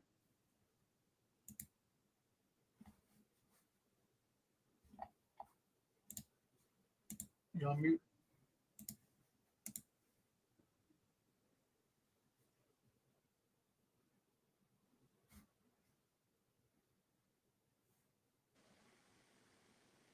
Muted. You're muted. You're muted. Tap your ear down. Okay, I see her, yes. You guys hear this or no? I can't hear the video either. No. Okay. Let's see. You can hear it very faint. I can hear it, but it's very quiet. Yeah. Here we go. Yeah, no, while we're using the thing. I actually have 2 assistants to kind of help me. A pairing knife? Okay. You're looking at 2 different hands. We're going to do 12 packs. It's a force diet. 12 wide. What's that? 6, 6, 6, 6. He said there's 2 different hands. I said it's a Your force hand diet. this, so the hand. So, unopened pack style draft, I guess, or that type of card play. Kind of like the pre-release. Obviously, these are the Star Wars Unlimited. Yep, they're the second grouping here. Hold on, buddy. He is excited. There we go. Nice fresh pack. He's like, let me have the packs. Enough of your commentary. Okay. It's okay. So then you flip this around like this. And there we go. All right. So, Bubba, if you could pick one, put one here, two, yeah. Two. Another one. I'll speed this up a little bit. I don't know if he. You can dig through if you want. The last two will get open live. So those are the ones we start. So we made 2 piles out of it. Bigger thing too, so we get these cards labeled up. And we're just gonna try this new way, see if you like it. All right. So let's see. Go ahead. Grab them. Flip them. What do we got? Ooh, we got a Bubba the Hutt. Jabba. Sorry, Jabba the Hutt. As Castle. Okay. Reckless Gunslinger. Now they were holding them in front of the thing, so it's hard to read through the We camera. got the Rickety Quad Jumper. Dude, I'll tell you, blue We've got the Pirate Game right there. Blue Blue's might be gonna be something to strong. go with. Oh, Yeah. Hero- Who is that? This Get a is lot of help. Okay, it's a Heroic Renegade. Put it here. Outland. I like that card. I like this air card, the Vanguard. Okay. I think it's gonna be tough to play green villain. Hula Bin Enforcer. Right there. Yeah. Can these cards match up with the first deck, or you can't play this game? Yeah. with the- Well, No, not you in can this match right them up. now, You not can during match pre-release. Oh, okay. But I'll tell you, the Boba Fett deck. Guild. Guild. Gil. Yeah, you can't do it during pre-release, but any other time you can mix and match. Right, let's see what this unique is right here. What do we have? Oh, it's Clan Saxon. That's being allowed to play with the Saxon deck. That's good. Which is that blue deck? Oh, sorry. Sorry, I'm gonna try to turn it down a little bit. Gil. Ooh, okay. Fugitive. Yeah, so like if you play, I actually like Cad Bane because if you can play Cad, he's got an action that when you can play the bounties and you can add in the fire spray and you can add in Boba Fett to it, like it's crazy, dude. Nice. That deck is crazy. Card right there. Sees that a rare. It's unique. It looks like. Okay, perfect. He's doing a pretty good job, man. Another unique. Yeah, I can actually see the cards when he opens them for the camera. Rare. There you go. Yeah. Nice. All right, so we get I like somebody I know who opens them on the show usually, and they're like 50 miles away from the camera. Hey, we're gonna have that later, so don't worry about it. Nope, you're gonna go after it. But maybe I should do that. So what they Thanks, I BK. did one of these the other day with these blind pack openings. This is kind of we're trying to simulate a little bit how they're gonna do it in the pre-release. You're gonna get 6 packs. You're gonna have to form a deck out of it. Ooh, you got the Fest. Here's Boba Fett. All right, let's move over here by Java. Can You don't call me that. You can call me that. Here, put what village there? Hey, he was using my screen name, dude. They have new bases too, right? Yeah, I do. But when I did it in the thing to show everybody what the things were, like I had to use the old one. It is. Thank you. Oh, okay. Highly intervention. Very good. That gets a lot of play. Ooh, gentle giant. There we go. Let's see what we got for reds here. I like that. I like those cards, man. I like all the underworld bounties. I like the red ones too. They're gonna be tougher to play though. Like I can't I will tell you, I've seen with the leaders. I don't know. Yeah. Hunter, I want to know what Wasty You didn't see the upgrades you get too with the Mandalorians and the whole upgrade thing. And Yeah, the Mandalorians are gonna be tough. Wookiee deck. There we go. We got the fugitive right Wookiee now, deck. everybody in here in this pack has no common. Oh, really? Yep. The cartel turncoat. Oh, we got the Dawn. Finally, a unique. Oh, nice. Another unique. Oh, wow. Unlicensed Headhunter. Once again, red. That's looking strong, too. There we go. There you go. Next hand. Jan, Some of that bounty hunter type thing. Uncommon. Yep. Ooh, how many rare. cards in this set? Ooh, 262. All right. 260, yeah, something like that. And that's with all the Oh, variants. Oh, No, that's it's the what's- legendary. Is that with the variants, or just the regular deck set? Ooh, wow. So this set had 262. The first one had 250 something. And that's the regular cards, Just regular. and not with the variants. Not with the, No. So that means it's like a $500 card set. If you want to have a hyperspace, yeah. All right. And then you showcases. Wow. Did you see that? I pulled legendary. It's a 14 double green. It's a cool card, but man, it's in play. It's not playable at all. It's sealed. There's It's Ruben. horribly not playable. That Rivals Fall's cool, man. It's a 6. It's a little high, but it's good that's removal. Blue is pretty good in this. Blue is real good. Blue, I think he did a lot better job at showing cards than I do, JJ. You're right. That's a 1 though. Sure. Red looks good, but like I don't think I pulled a red leader, did I? Yeah, you did. You pulled Han. You pulled Red villain. Red villain. I thought I built a deck with red. Oh, maybe I didn't. I built 2 decks for each of your pools. We'll run through it quick. All right. I'll be interested to see what you think of the decks that I built. Since I will be. That's why I say I'm kind of interested with some of it. I like that. I like a lot of the air stuff they have here. Oh, got another Fennec. And why was that the what's the face? Doing the Rosie the Reverend. Oh, why would He was like this, showing the back-to-back legendaries, but it's also the shitty 14 legendary, unfortunately. Yeah. So I didn't know before I opened this, but Cargo Juggernauts from the first series. Yeah, there's about 10 cards that they reprinted just for commons. I know JJ's mad about that, but it helps with draft having some of those regular old commons. A lot of hands. Grab it. A lot of hands grab it. Oh, there it is. I like Cad Bane, dude. That's probably my favorite. Cad's good. Cad's really good. If you got Cad, you're going to have a pretty good shot at playing well. Hondo is. We haven't pulled them yet, but I've got 12. I'm going to open up 12 more. We got a lot of greens too. We do have a lot of greens, so I might have something to think about. It's a 3/3/5. That's a good card, especially for sealed. Rich Reward. The first time you've seen that card. But the other way, 0 is also. Looks like we got a hyperspace underneath too. Red's got a ton of good cards for it, man. Red and blue have a lot of good cards. Green is really struggling for sealed.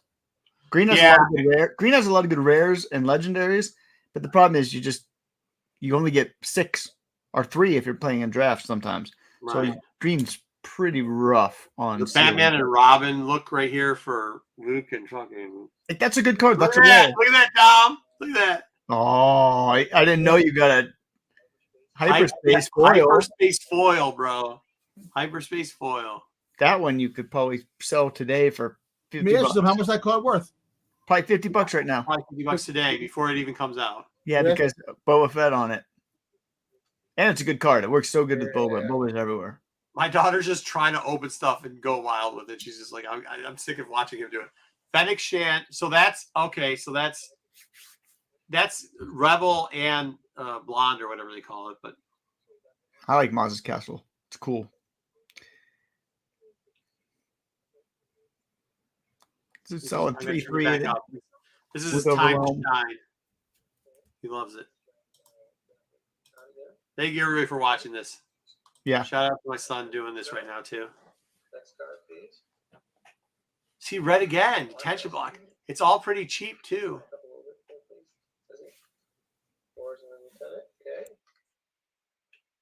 Another. So that's a smuggler, but Sentinel 5/3/3, and then most of them buff up, too. That's all right. Cool. The Outpost, the blue. We got some good blue cards too. Chain code collection. No bargain. No bargain at all. What is it? Oh, Polizakis. 5/5/6. 6/6 for 5 is really strong. Yeah, dude. That's why I'm saying, like, I just got to find a way to play. If you can, Cad Bane, you got it. Cad Bane and Zuckus go well together. If you pull Cad Bane, you got to play Zuckus. If you pull Cad Bane and Zuckus, you got to have that. One of the decks I built I used that one. I don't know if it's stronger. Be interested to see which one is stronger. I built a light side and a dark side deck from your card. See, I also like the black. I actually like that Sentinel too. That's cool. Yep. Yeah, it's got Sentinel 3. That Sentinel, yeah. For I mean, space, it attacks larger than Sentinel. It's easy to knock off, so people are going to want to knock it off. But he had to open this one himself. So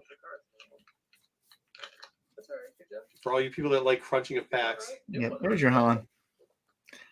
And Navarro City, okay. No, it's not. Okay. C's common. Yeah, I'll be really interested about these cards. I didn't put these in. All right. I don't know how to deal with the bounties, Another. but it's a 3/4/4. It's really strong. yeah, those bounty ones start throwing me off. Yeah, I like the patrol wing too. Yeah, Like the air's really good in this batch. Like if you can figure out how to work air, I think you're going to be at an advantage. I mean, unless you can figure out bounty. If you figure out bounty, you're going to kill everybody. Obviously. That's all right. like it's a 1, 2, 3, but then they draw a card. So it's like, is that worth it? Is not. I think it's probably is worth it because it's space. You don't have space early, you can lose. That's a good card right there too. A 3/3/4, and also has a chance of good ability. Yeah, and a good value. And Proxima's a good card too because it just really? does Proxima's damage really? with Good card. Yeah. every underworld card. Underworld cards are Underworld. good. That's See my how they favorite. listed Underworld? I really wish they'd make a series on the World Series. Yeah. Next is a good card too. Next, I like it. It's 4/4/4, but also if you have another red one, it's just raid 2. So And it's raid 2. Yeah. 6/4 for 4. Strong. So I'm saying red cards are awesome. I just don't know how the matchup's going to work on it. Just to see what the leaders that he had. And put those back there, please. We'll go back through these again. Yeah, you have them all on a spreadsheet. Yeah. I guess we could skip through the end of this. We don't need to go through the end of this. Yeah. All right. I'll pull up the next one because we can. Let's do it one at a time. Let's go and do. Let's I'll do do that spreadsheet. All right. So here we Yeah. go. This is what we pulled out of there. These were the leaders. Jabba the Hutt, which is green, black. Boba, green, hero. Cad. I like Cad, but Lloyd, I mean, Fennec Shan kind of sucks, I guess, right now. Fennec's bad in draft. I think Fennec's bad. I don't like Han either in draft. I'm not a big Han fan either because it's all about board control and Yeah. like dealing damage to your own units in draft. I don't know if you can take advantage of Han's ability enough to make it worth it in draft. So, And believe it or not, Rey's not that bad. Rey's really good. Rey's. Yeah. I think. Do you think they purposely made her like good? Because I was looking at some of the cards, I'm like, this card sucks, but like people are gonna play it because they made it good. I think in sealed and draft, she's good. I don't know if she's gonna be as good in just regular old constructed, but yeah. And those are not the right cards. These aren't, but I didn't have them. Yeah. So So I got 3 green bases. It doesn't matter. 3 green bases, a red, a gold, and a blue for that are all 30 damage. So, all right, Han Solo is the first one. Fennec Shan. I showed these. Which ones did you make them on? Just let me know. So I used Cad and Rey. Okay, so here's Rey. Rey's action cost 1. You give an experience token to a unit that has 2 or less power, which makes it a 3/3 or 3 whatever. Especially with some of those ships, kind of dope. Yep. When she's active, when you can activate her, which she activates off of what? Is it 6? Yep. Oh, yeah, 6. She activate her. She's only a 2, but she's a 2/6, but she restores 3 when the unit attacks, heals 3 damage from your base, and on attack, you may give an experience token to a unit that has 2 or less also. So you can give it to herself. Like yeah, you give it to it's herself. basically a So it makes her 3/7. 3/7. Yeah. Yeah, which is I mean, if you're going against, like the Tarkin decks or stuff like that, like it makes it better real quick. And 7 was hard to deal with in sealed. Takes a lot to destroy something with 7. It's not like you have a lot of removal.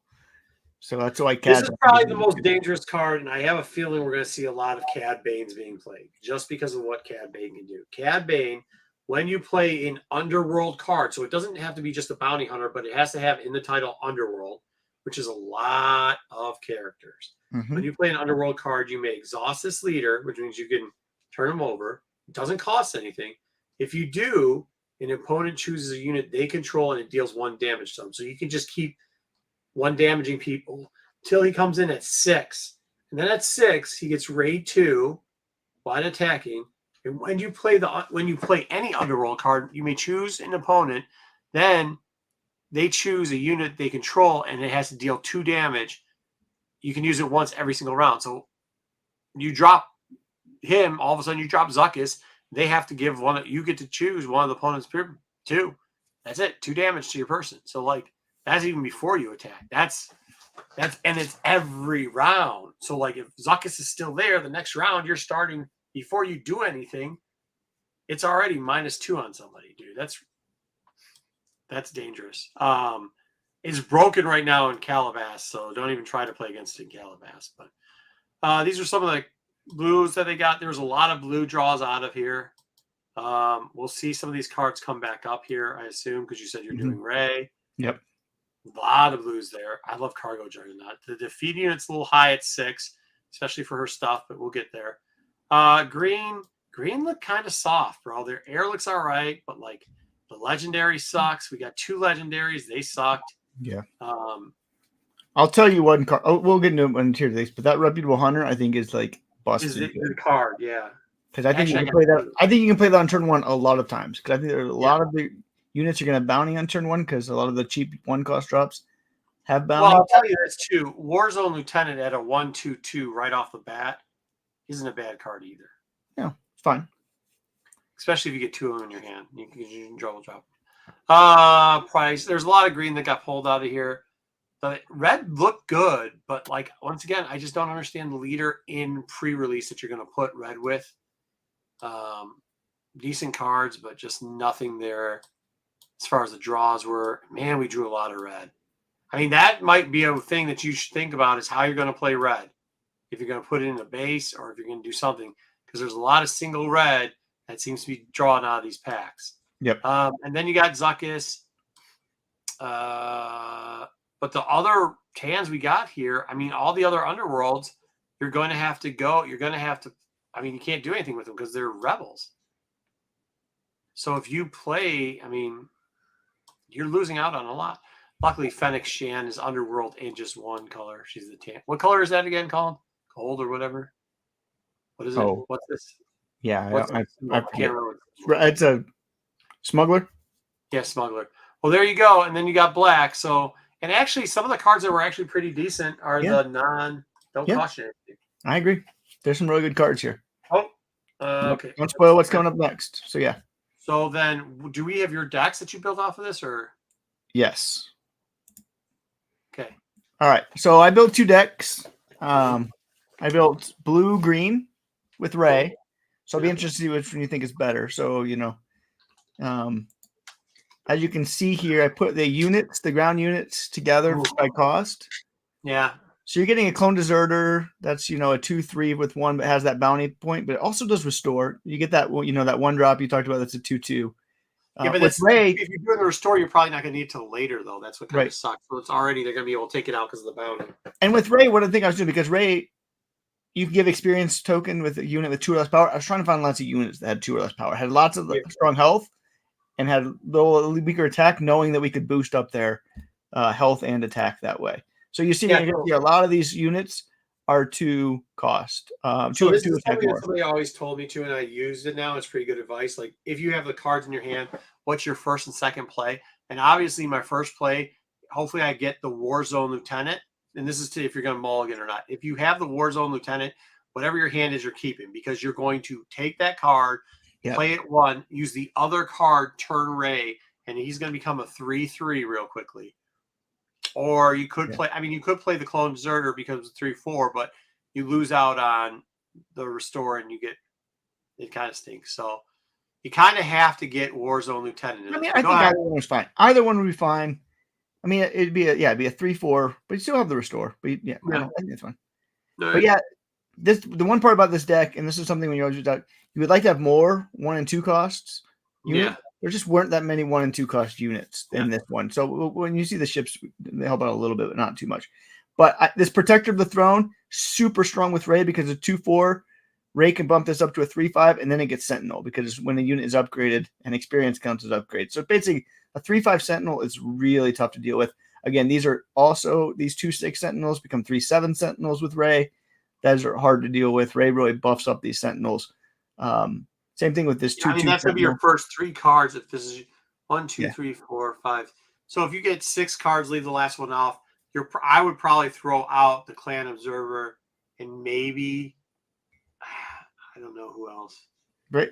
These are all. I mean, they're all strong units. And again, Yeah. Reputable Hunter, you're gonna be able to play on turn 1 sometimes too. So because if they drop like a Clone Deserter that has a bounty, Reputable Hunter then comes out 1 turn early, or it costs 1 less to play. So yeah, that's also another good turn 1 play.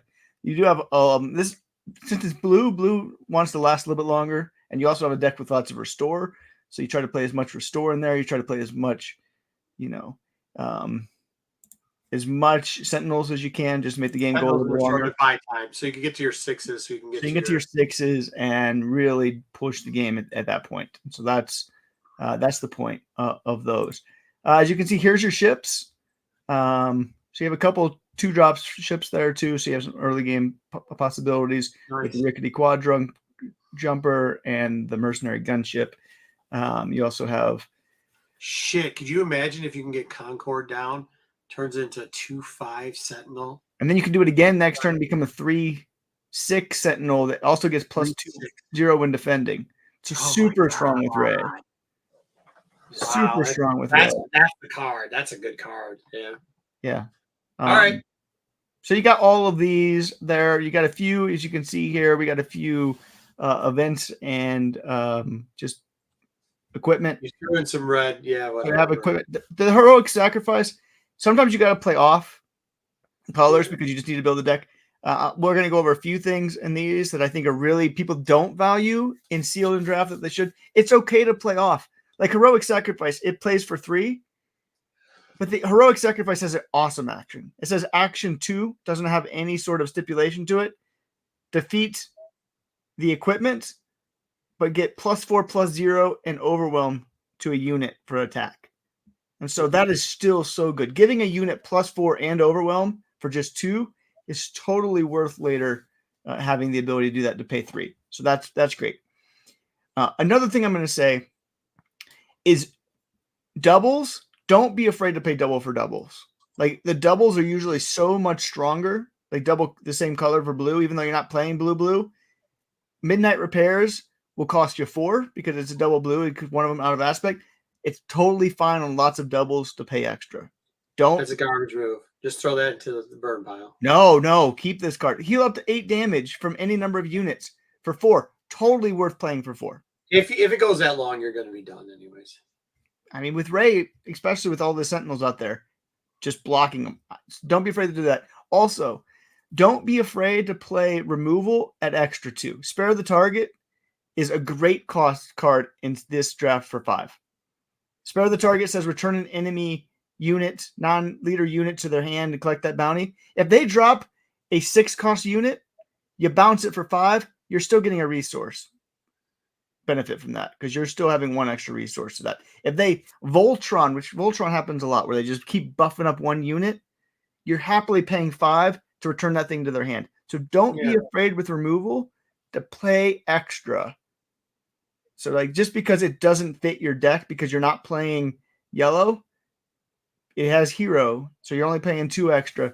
Don't be afraid, especially with removal, to use something that's out of color. So as you can see, I use 2 out of color cards in this deck, and I would play both of those cards.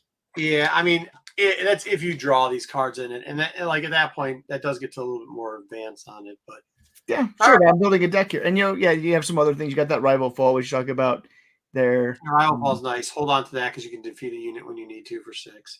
Yep, and you got. I guess that's why. Like if it's 6, I'd rather defeat a unit than bounce it because you can just get rid of it altogether. But yep. Yeah, so that was the first deck. 30 cards. That was 30 cards exactly that I built with that one. I think that's a fun deck for Ray. The second one I built was Cad Bane Red as the off color one here. So as you'll see here, lots of Underworlds that you want to put in this deck because Underworlds is what triggers Cad Bane's ability. Lots of smaller units. This is a much more aggressive deck. There's lots of 1s, lots of 2s out here. As you see, almost everything here is Underworld or Bounty Hunter.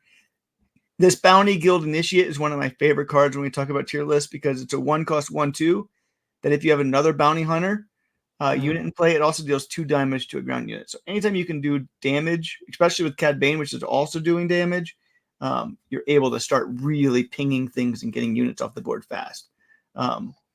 Lady Proxima, another really good Cad Bane card if you're playing Cad Bane, because it says anytime you play an Underworld card, another one, you deal 1 damage to a base. And that's not limit once per turn. So with Cad Bane, having all the Underworld cards, you're pinging damage to units and you're pinging damage to the base at the same time. So Lady Proxima and Cad Bane pair exceptionally well.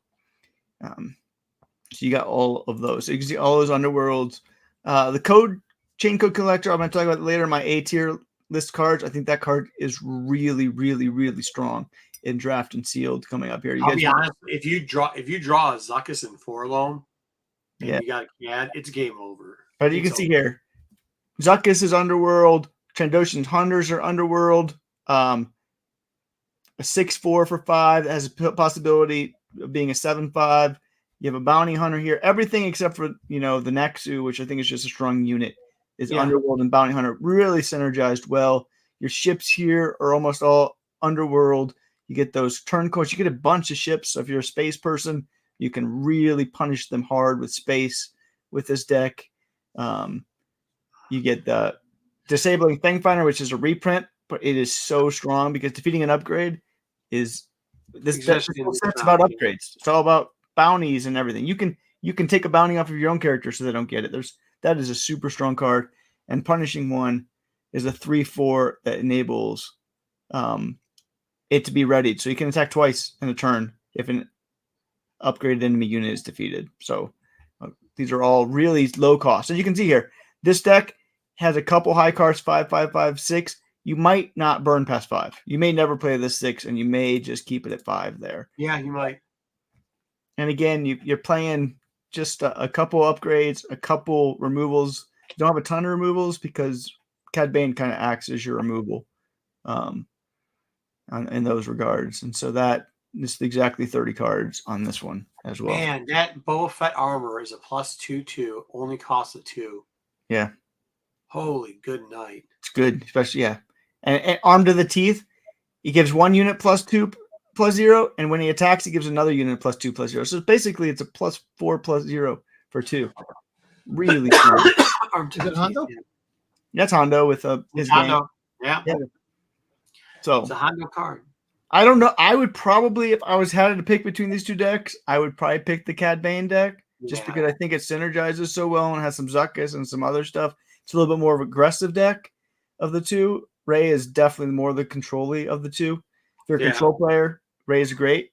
I think the Cad Bane really synergizes better of the decks. So both of these decks, I think, are good decks. I think you win at least 50% of your games with both these decks if you play them right. Maybe you get lucky with this Cad one and you go 3-1. I don't think you have the legendaries and the rares to go 4-0, maybe, but I think you can go 3-1 with this deck. All right. Somebody's gonna pull the best legendaries, and that's just how sealed goes. All right. So is that next video? Is that it? That's our 30? Do you want to do the next video? Then we'll do 30. Then we'll do the top 10 list before we start opening up the rest. Okay. All right. So here we go. Video number 2, kid number 2. See what we got here. Hopefully this works. Doesn't look like it's working. Can you guys see anything or no? Not yet. It said can't open. Awesome. Let me do it again. Let me run it through again. Bored Wayseeker to death. Yeah, I might have to break out. No, it's all right. Go ahead. We get it. Cards. We get it. No, I want to see this, but I'm actually definitely getting tired. I got to do a double. No, for sure. Oh, Dom's getting old. That's what he's saying. No. We get it. Wayseeker's voice puts people to sleep, especially when he nerds out on cards. We got what you said. You freaking count nubs when you go to sleep, huh? Yeah. Right. So now this is. I like seeing card packs open. Well, watch these open, then Dom. You can go after it. We'll take them. Like I said, we'll have 4 different options and see if we can make actual decks out of all 4 options. Oh, we got another. See, it looks like you can get solo a lot. Then in the cards, okay. City, very good. Now turn like this. There you go. Outflank. That looks like a new one. It is 6 packs, yes. told you it's not But- 4. No, there's 4, but there's 24, so 6. What's divided by 4? Ooh, we got Yeah, see, Way Seeker, I deal with you every day. Every day, Way Seeker, I deal with you. Hey. Oyster farmer. You're lucky. Yeah. Oh, they're good kids.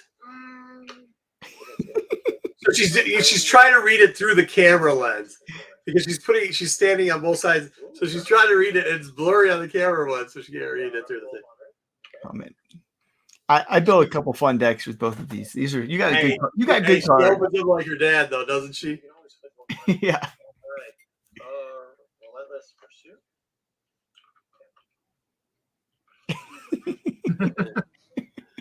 There we go. Hold him right. Rose Tico's a great card. Dude, she pulls the card she loves. You gotta see. You'll hear it. That's unique. Okay, cool. Critical authority. Was that from the old set, or was that not from the old set? No, it's not. It's new. It's new. I can't. Some of these I can't even remember. Yeah. Ooh, look at that. Marauder. No, it's nice. It's I have a feeling I know what card it is that gets excited about. Yeah, it is. It's connected to that one. It's connected to that one. Yeah, it is. All right. Unexpected escape. So I got one color and one. Okay. Cost year's resource. Capture card. I will. And guys, we're doing this all on camera. Wookie got you. Just Wookie got Dom. Actually, not live. It's going to be taped. All right. Give me your hand. We got something on this one. I wish I Dude, could. little Bubba's out there trying to spit somewhere. He's like, "It's all on camera. We're gonna be doing it live." Bosk, I don't think is like. I know. I like the card though. I wanted Boss, so I'm glad I got him. Yeah. There you go. Good job. Return. follow all the way. All the way. Cool. What? Model court. Modded cohort. That's That's That's Dom's favorite card right there. The best for bike gang. Yeah. That's good, my game. Death Watch of the Waitlist is such a good card. 3/3 What? with Yeah, hit that's and Walker. overwhelm. Yeah, Such a strong card. that's a good card. Yep. collection. Start. Does it say? It's fine. Okay. That's Clan Ren Rescuer. Ren Rescuer. very good. Cool. Yeah, they're gonna be next grade. They get into. They're gonna be saying all these words that people are like, "What are you talking about?" Ren, what? I think we're running a cult here. Oh, look at that! Smuggler Starship. It's I don't know how to view that card. It'll be really interesting. It's a 3 that's only a 2/2, but when it plays, it gives a unit -3/-0 if you have another underworld. So Bigger name than that. Twin Pound Cock. could be really good. Arm to teeth. A teeth. Yep. Arm to the teeth. 2+2. All right. Share the target. This is unique. This is rare. Spare target. I know it's hard. Look at that! Ooh, I didn't know you got hyperspace. Wow, Look at that. that's a monster of a card too. 7/6.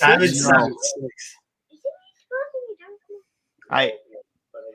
I made a deck just so I could include Maul in it. I don't think the deck is good, but I'm like, I gotta try to find a way to get Maul. That Maul card looks friggin' high, man. It is. Did you hear what she said? She's like, "Isn't he supposed to be Darth Maul?" I was like, "Well, he's just Maul at that point. Like, he's not Darth Maul anymore." Nope, it's my turn. It's you. It's my turn up. I know. Just a bit. All right, we got that again. The Boba So, Fett. just a spoiler here. I didn't use any of your leaders on What? this next one. I didn't use any of your leaders in the draft sealed. You have to use leaders. No, you don't. We'll talk about it in a second. That was Hondo. It was Hondo. That's the thing about the pre-release. Oh, because you use the 2 out of the pre-release pack. They give you 2 other options. We saw so many times in the promo packs. Cartel turret go. That's a 1 cost 2/3. Okay. Ooh. Bo-Katan. That's not right. Yeah, look at that. That art's Too interesting, but really cool. 2 red makes it difficult, but still. Oh, For 4 is not awful. Frozen Permanent's great card. I love this blaster because again, the smuggle you can play it in the yellow deck because the smuggle is yellow and not Who red. was that guy in the card? The card before. Just a random dude. It looks like Sinestro. He had the freaking big head. I don't know if it's. Oh yeah. Out of this box already, you had 2 legendaries. And we got that Boba Fett. That was a pretty good card to have. Another Han. Stings. You got all the Hans. You got a full playset of them. All right. Well, one's a hyper. I do get a hyper. I've noticed is like you want as many choices as you get. Oh my gosh. This is another card. I don't know if it's any good or not. I'll be interested. I don't either. It's an interesting card. No, this is Yeah. a different stowaway. Oh, this gunship. We've never seen this before. But man, it is. It's cool art. 2/2/1. 1 damage when it's defeated to something. Okay. Sentinel. You control another one. Warrior Retainer. Whoa. This is a good card. Covert Strength is one of my favorite cards for draft. Hunters. Heals 2 and gives an experience unit to something. Shield. Yeah. That's good. See that? 3/4 shielded. Uh, Pillage. I'm going to talk about later. Yeah. That's in the red. I think it might be broken. So it's like great. The Intimidator, which is a 1/1/4. You get to exhaust a defender on attack, which is nice. Okay. This is another interesting card. I don't know. You get to return your own units, but you get to deal 3 damage if you do it to a semi-removal. Looks like Zuckus came up pretty decent. At least 2 of them. You know, on a pack. I couldn't find a way to put your Zuckus in another. I know. It's okay. Got another one of these 2. I love Midnight Repairs. I think, like I said, for 4, this card is totally playable. Healing 8 damage in draft and sealed, where it's all about board presence. Oh, yes, please. This card is fun too. 6/6/6. 6/6/6. But also you have shields. Yeah. Oh, that's cool. 666 is a bad number, man. Land Saxton. Mark of the beast, baby. Yep. A 6/4/5. But whenever it's attacked, it gives experience unit to something else. It's kind of like a mini Obi. There's a leader Hondo Jerome that I haven't gotten yet. We'll have to see what Marco's gonna be opening up 10 packs here later. 12. So, 12, yeah, 12. Maybe we'll get a Hondo. Hey, all the people like ASM or whatever it is, let them hear it every time they open. Oh, Gar Saxon. All right, that gives us a little bit of choice now. What is that? Sissy, is that? It's blue and then villain. Okay, blue, black. Why did you use Gar Saxton? Because I wanted to use the pre-release ones to talk about it. That's the first time we're seeing this card. Desperate Attack. It's a red. Yes. Ooh. All right. Yeah. This before? She's excited. It's coming up, right? The big one. I think so. Very good. Yeah. She started to learn how the camera works too. Insurgents? Yeah, we saw that one before that. Okay.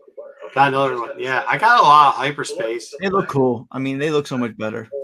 Yeah. That gives us 2 of the same. Look at that. Hey, look, it says slaver. I thought we weren't supposed to see the word slaves anymore. Yeah. Wookiee Warrior. But it does not look. It's tough because we don't have any of this in the thing, but we can do it as a base. Wookiee Warrior. Yep. Surprise Strike is another reprint, but it's super good card. Reprint is good, yeah. Enfy, there you go. You see, 6/5/4. It's so hard It's so hard in draft to play those cards. Oh. Jabba's Rancor. 899 comes in. Yeah, it's only if you have Java though. It's really cool if you have Java. It's because it costs less. Yeah. Top target. That's a good one. top target. That unique or Omega. no, I gotta leave that story because I gotta do something else to get. Oh, Omega. you got Omega. Oh, thanks for hitting me. Yeah, you got Omega. Excited about that card, huh? Yeah, she's excited about that one. Yeah. Oh. Mandalorian Warrior. She punched me because she's like, "It's Omega, it's Omega." I'm like, "Yeah, I get it, Omega." Omega. All right, last pack there. And then I said Omega, and she tried to correct me. That's priceless. They actually watched. They liked that show. They liked it. My kid just watches Rebels. I think my kid has watched every episode of Rebels 5 times at least. They like Bad Batch. All right, hyperfoil, Bubba. Oh, nice. That's another bubble I put there, but at least this one had the hyperfoil. There are showcases of these as well. Yep. Yeah, Just haven't pulled any yet. haven't yet. Nope. Housecast soldier. Yeah, he wanted to start playing. Then he's like, "Dad, can I?" I was like, "Dude, you're just getting into Yu-Gi-Oh. We're not playing this too." It's a good card too. A 2/2/3 Sentinel. Strong. 5/5/6, dude. That's not bad either. Nope. You got to if you're starting to win in space, it's not a bad card to have.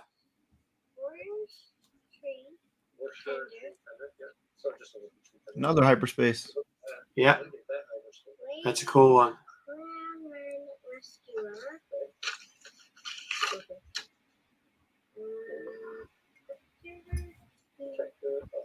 Of the throne. Very good. Yeah, it's tough to speed into the camera. I get it. Cloud Rider. Pick it back up so people can see it. I do say pick it up. There you go. Oh, too high. Okay, another reprint. Surprise Strike. She just wants to make sure you guys see the art. You got it. This card is so good. Might be the most broken card in the deck. The fact that like it can get rid of resources and so you get new ones, but when the new resources come in play, they come in exhausted. So you can stop a whole turn by playing that. Oh, blue's just so good, man. I don't know about that card. I think that card's really bad. The fact that This thing in general. it's the bounty though. The bounty does 5 damage to your base when it dies. Look at this. I know. How do you play this in draft? It's a good card. I don't know how you play in draft, but that's a great card to have It's a later on. really good card. I know. Yeah. It's a legendary. It's a finalizer. Yeah. And I think, was it foiled? Maybe not.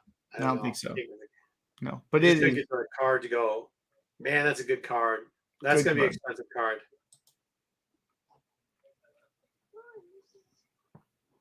I think that should be it, right? Yep, that's it. Yeah, it's because she's like, ooh, it's foil. All right. Yep, we see it's foiling. All right. All right. So we don't need to go through the rest of this because we can just go through. So one of the neat things about pre-release is you get access to 2 leaders, which you never get access to ever again. You can never draft or play sealed with these 2 units because they're the starter units. But in the pre-release, you get special pre-release versions of these cards that you're able to play. So Mando and Moff Gideon, you can play. So because you can only play them in this one event, I recommend that you maybe give it a try, especially Mando. Mando, I'm convinced, is by far the best leader that you could play. I would not be surprised if 50% of the decks you see at pre-release are Mando, because Mando is broken good and sealed and draft. So Mando works this way. Whenever you play an upgrade, you can exhaust this leader. And if you do that, you can exhaust an enemy unit that has 4 or less hit points left in it. All right, guys. Have a good night, man. Yeah. Yeah, he's done. So in essence, it's a semi-removal. Every turn, you're able to exhaust one of their units. In a format where removal is almost impossible, you have it almost every single turn with the Mando. And then when you see a unit out there, he's a 4/7, and he can also play an upgrade. As many times as you want in a turn, you can play an upgrade when he's out there, and it will exhaust a unit with 6 or less remaining hit points. Can be a leader even. Doesn't, it can be any unit. That is really, really strong. So like I said, I think you'll see a lot of Mando in your pre-release events. I'm doing 2 pre-release events. I've already signed up for Friday night and Saturday pre-release this week. So this deck that I built here is built on trying to get as much experience and buffing of units and units that get benefits when they're buffed. So as you can see here, a 0/4 Moisture Farmer with Restore 2 just gives you more ability. The 1/2 Mando Trooper that gives experience. So like, for example, when that Follower of the Way is upgraded, it gets +1/+1. So if you get experience, that thing becomes a 3/5 because it gets the bonus from it as well. You can see here the Protectors of the Throne, when they get upgraded, which experience is upgraded, they get Sentinels, so they get 3 5s. So you get quite a few here. Mando's all synergy. You get the Mandalorian Warrior, give an experience token to another Mando unit, another way of buffing things. You can also give experience tokens potentially with some Wookiee synergy here that I put in here. So there's quite a bit of synergy in this deck between really good Mandos and some decent Wookiees. But the nice thing is in this deck, there's not that much space. Marco drew really bad space on this whole 6 packs. And sometimes that happens in sealed. You don't get the air that you want, but you have really good ground units. So we're trying to build in as much as possible upgrades as you possibly can, because you can take advantage of the Mandalorian's ability when you play upgrades.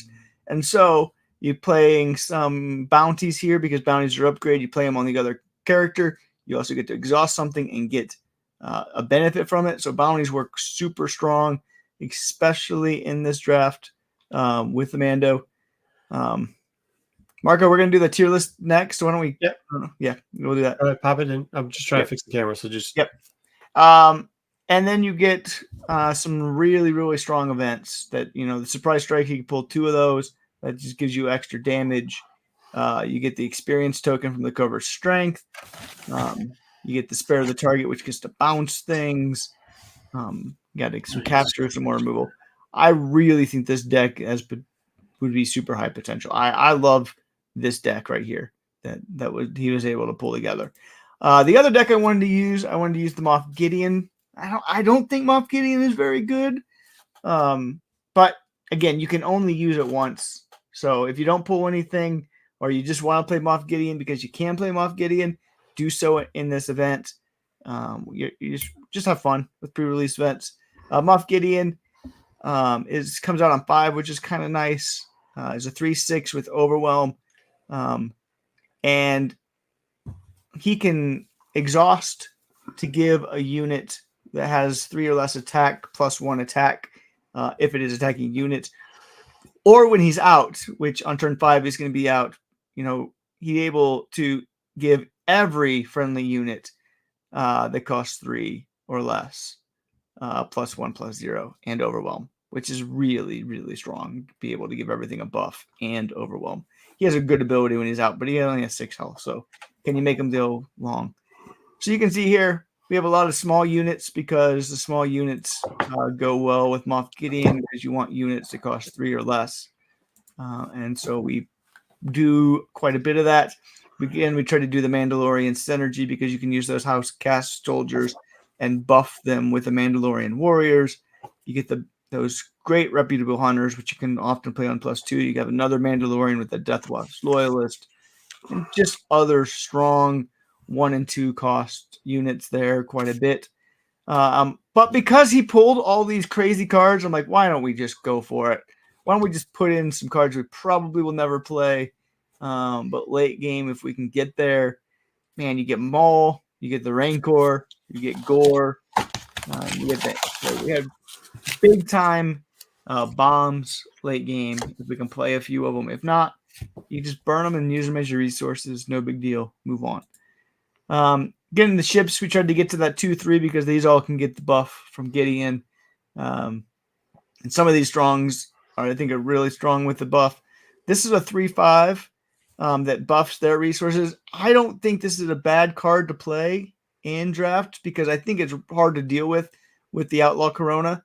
I don't think you're going to see it die before turn 5 or 6 often because 5 health and space is hard to deal with. And they don't have a lot of removal. So I actually think the Corona is a really strong unit only in draft. So don't worry too much about this bounty of giving them an extra resource because by that point, they're probably going to have all the resources that they need. So I wouldn't be too worried about playing the Corona, even though it does have a pretty big bounty. That's in Constructed. I think it's not playable card. I got a couple things that buff your units with, Arm to the Teeth and the Blaster, and just a few just spells or whatever. your events. So you can see here, this deck is unit heavy because of Moff Gideon. And you should be able to flood the board with 2 units almost every single turn until you get to late game. And then maybe you can drop one of your bombs if you need to. I don't think this deck is as good as it. I think I'll be interested to hear as people go through and look at these later. If they think these decks, which one they think is better, feel free to put that in the chat, those viewers that are watching it later. But I do think that both of these decks are playable. I think Mando is much better. Just think Mando's an amazing leader. It is by far, to me, the S tier leader that you can play at your pre-release. So even better than Cad Bane. Oh yeah, by far, not even close to me. Cad Bane is going to be what you see all the time outside of it, but Mando I think is S tier. Being able to exhaust a unit every single turn, easily. Oh, so good. And in this format where removal is it's so hard to come by. So okay. Yeah, that's those decks that I put together. What I wanted to do here real quick before we move on to opening packs real quick is just give a little bit of a guide of cards that I think if you pull it, these are almost auto includes in any deck. And just give a little rationale on a few because you're going to be some that I don't think other people will agree or auto includes that I include. I think there's some busted cards that people might be overlooking that are going to be so good in sealed and draft going forward. These are the leaders that I think are the best. These are my top leaders. I would say one is S tier. That's Mando. Mando is by far the best leader. And then you have 3 A tier leaders. You have Cad Bane, which we've talked about before, Rey, and Kylo. Kylo is going to be so good in sealed. The effect that he comes out on turn 4. Yeah. Turn 4 is a 5/4. He loses -1/-0 for every card in your hand. But you're probably not going to have cards in your hand. And one of the things about sealed is it's easy not to have cards in your hand because you just don't save them. And he gives this ability to discard a card and give a unit +2/+0. So you're able to buff your units and keep your hands small. So if you have one card left in your hand, you're going to get rid of it, and then you're going to give somebody who's playing 2/2, and you're going to turn him over, and he's going to stay at a 5/4. And on turn 4, he's just going to be crushing in aggro. To me, Kylo is the aggro leader. You didn't pull any Kylo. I would have loved to play with Kylo. He's a rare, so you probably won't see him as much as you will Rey, who's a common for that much. But if you get Kylo and if you like playing aggro, it's going to be really, really, really strong. And red has a lot of good, as Marco said, the red black the villain has a lot of good cards that are cheap, which really works well with Kylo. I think you never want to go more than 5 resources as well with that one. So not by colors. I picked 5 cards in every color that I think are the strong cards that you want to play no matter what.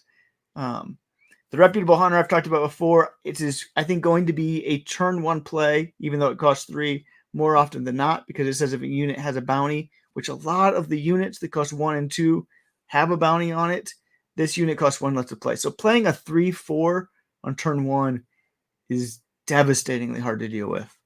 Scanning Officer, which I said there, when it's played, you reveal 3 enemy resources. You defeat any of the resources with the smuggle, and then any resources defeated this way, they put in the deck as a new resources. If you play this as your first card on turn 2, they have 3 resources. If 2 of those have smuggle, as long as you're going first, you get rid of 2 resources, and then 2 resources that they come into play come in exhausted. So on their next play, on turn 2, they only have 1 resource to use instead of 3. So you really get to alter the tempo. You get a unit. They might not be able to play any units because of the Scanning Officer. And given the fact that in sealed, all you have is the cards you're given, a lot of cards have smuggle. It will hit more often than not. And you're almost at a disadvantage to play your smuggled cards as resources because of this one card. If you see them playing green, it alters how you play. Timely Intervention is a good card that gives anything ambush and can be played for smuggle, so you can save it for later. When you need a card to have ambush, you can give it.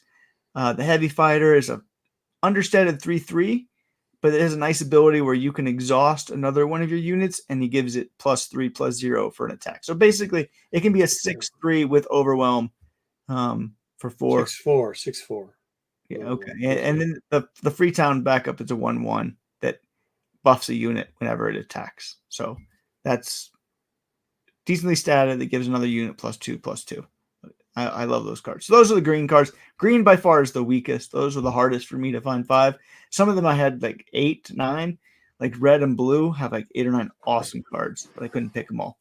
So these are the ones that I picked for red. The Loyalists we've already talked about. Trandoshan Hunters is a 5/6/4 with overwhelm that if a unit has a bounty, enemy unit, this one's the experience. So basically it's a 7/5 probably half the time.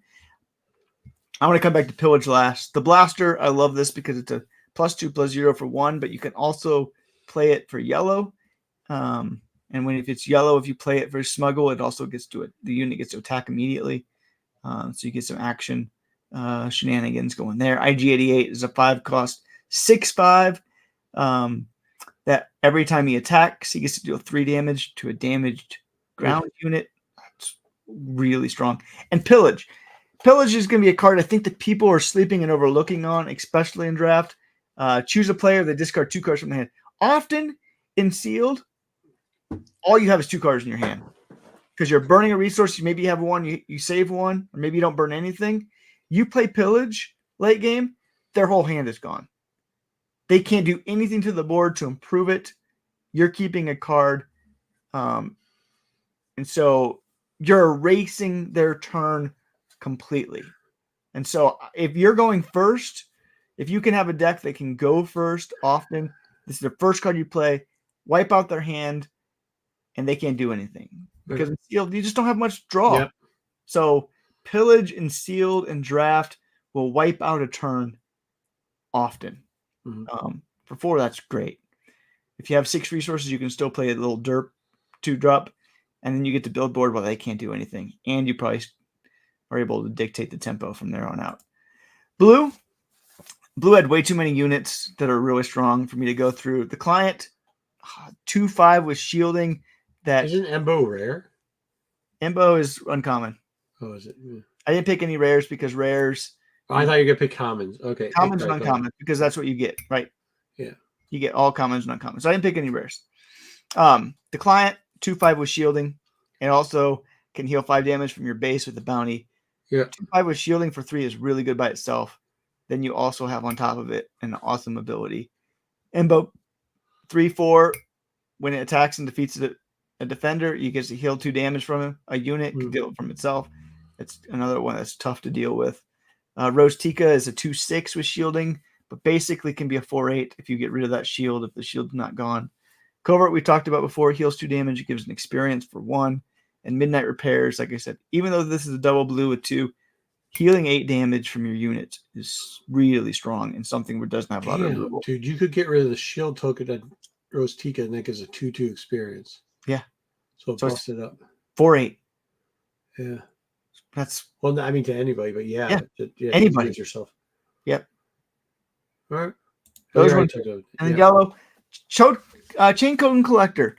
I think this is another card that people are going to sleep on and not think is good because you see a 4/4/2 has ambush, but it says on attack if the defender has bounty, which there's going to be a lot of cards that have bounties, it gets -4, -0. So basically, you're able to, I think, often take out a unit that has a bounty on it, and it's still going to stick around as a 4/2.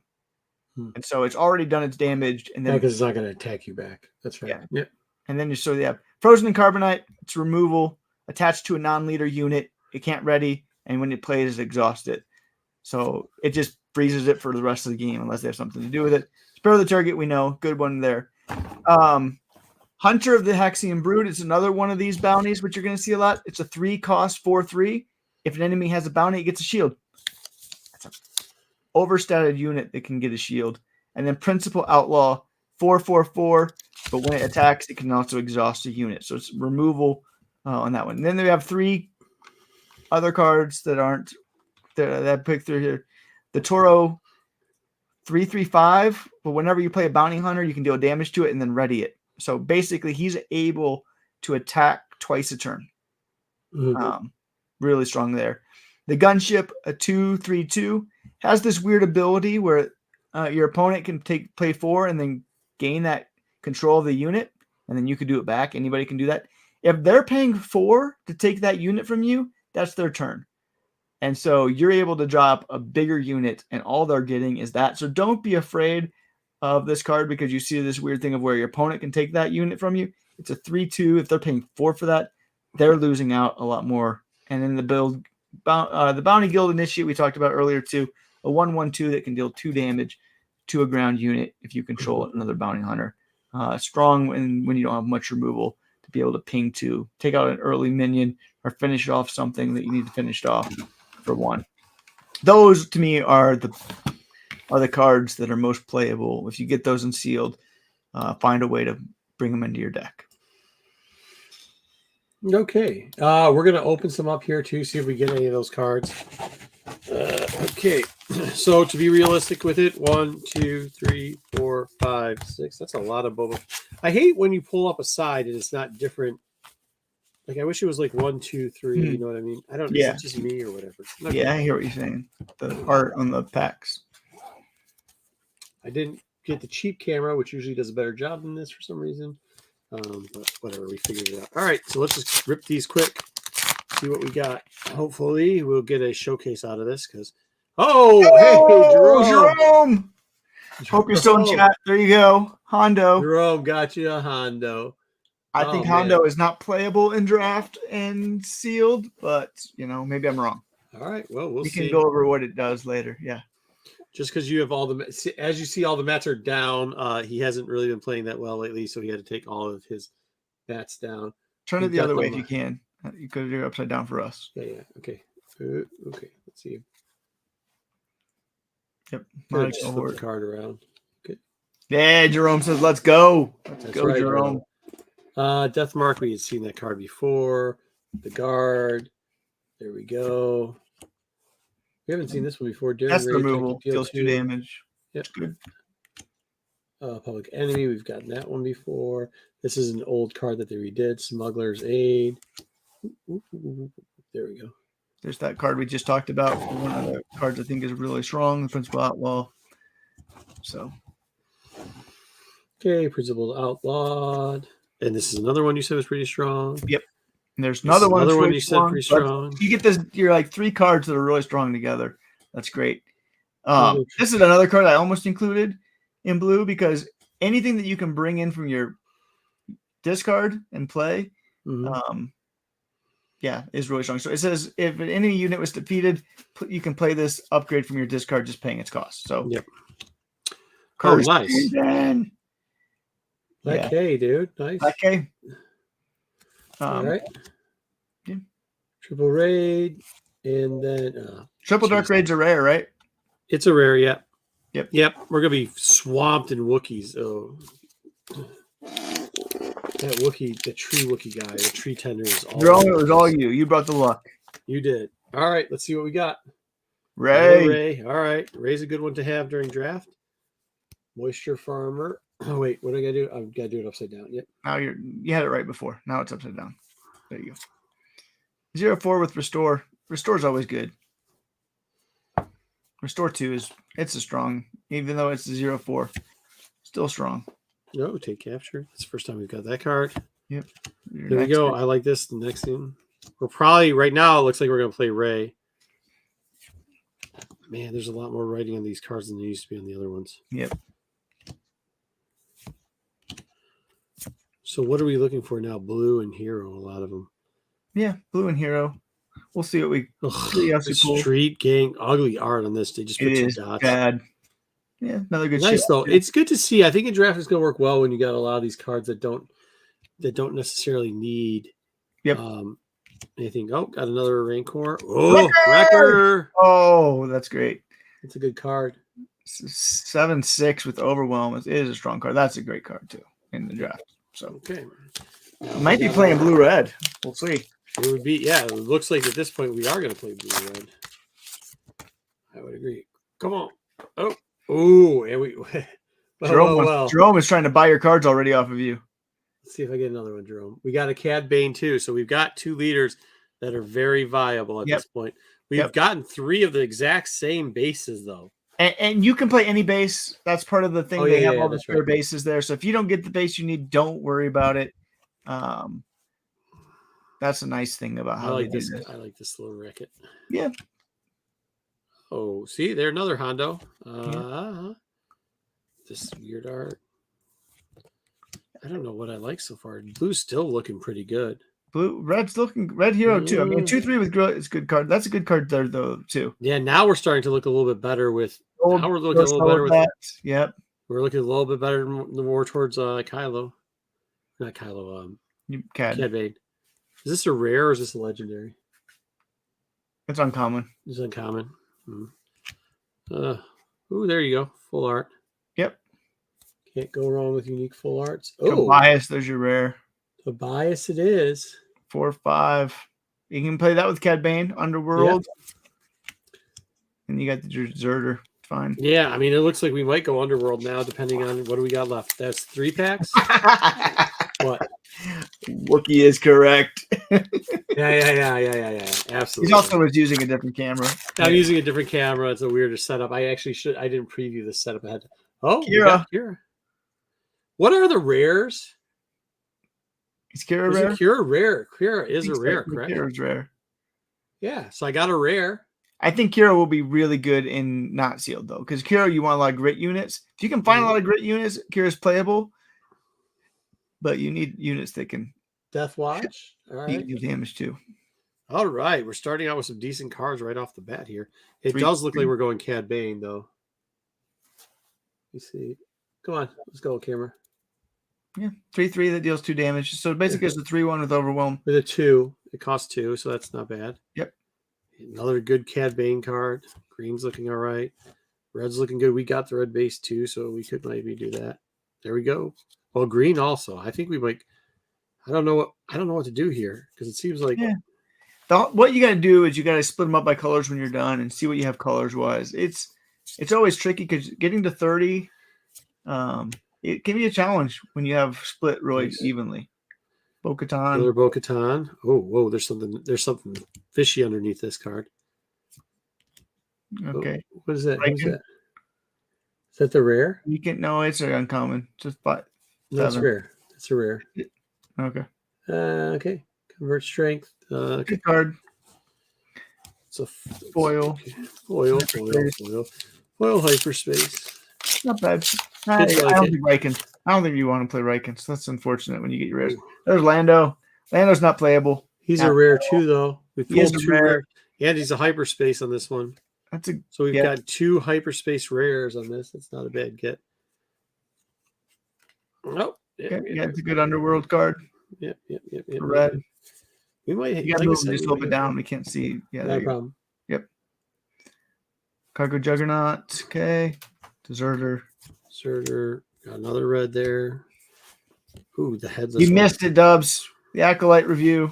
It was a train wreck. You can go back and watch Dom give 6,000 theories of this different things. Then saying that he's always right because he always says a word, and eventually one of them's right. Are there God packs? There actually are God packs in this. I've never seen anybody pull a God pack, but there are some packs that have more legendaries and things like that. There was the one where we had done our first draft style, and the guy opened, what was it? He opened the showcase Boba Fett. He had Boba Fett in there. And then he got 2 legendaries also. Well, yeah. Yeah, he got can't keep them all. That's the bad part of that. And Rose is good. No, he couldn't. But he could keep the leader and he could keep the other one. So you take the showcase and 1 legendary. Yeah. Yeah, Rose Tika is actually a good card player, especially with Rey. Yeah, because you can buffer from Rey and you can buffer that way. I mean, okay, so that was our rare, and this is our. What's this? What is the rare? I don't know that card. What the rare card is? 4/6 on attack. You may touch an upgrade. It's not that good, but I mean it's a good ship. 4/6 is fine.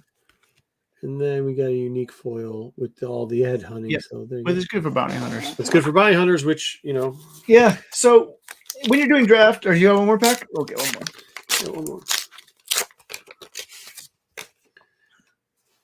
Ugh, fucking Han. Han, you always get Han. Han sucks. Get rid of Han.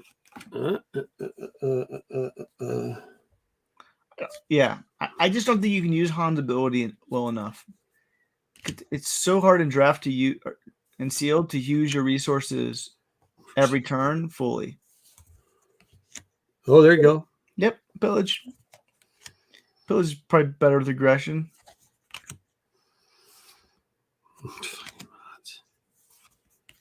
The twin card. I wish that card was good. I just can't figure out a way to play it. I know it has restore. I don't, because it's such a long word. It's so wordy. Yep. Ketsu. Oh, Ketsu. All right. I like Ketsu. Oh boy, a new adventure for fucking Goldenrod. Yeah. That's what we always need. Hey, Echo. Echo. So I got him 2 for. Oh, the next card coming up looks good. Oh, Pre-Vizsla. We can play that too if we play red with Cad. Red black if we play. Yeah, I think red black's what we're doing.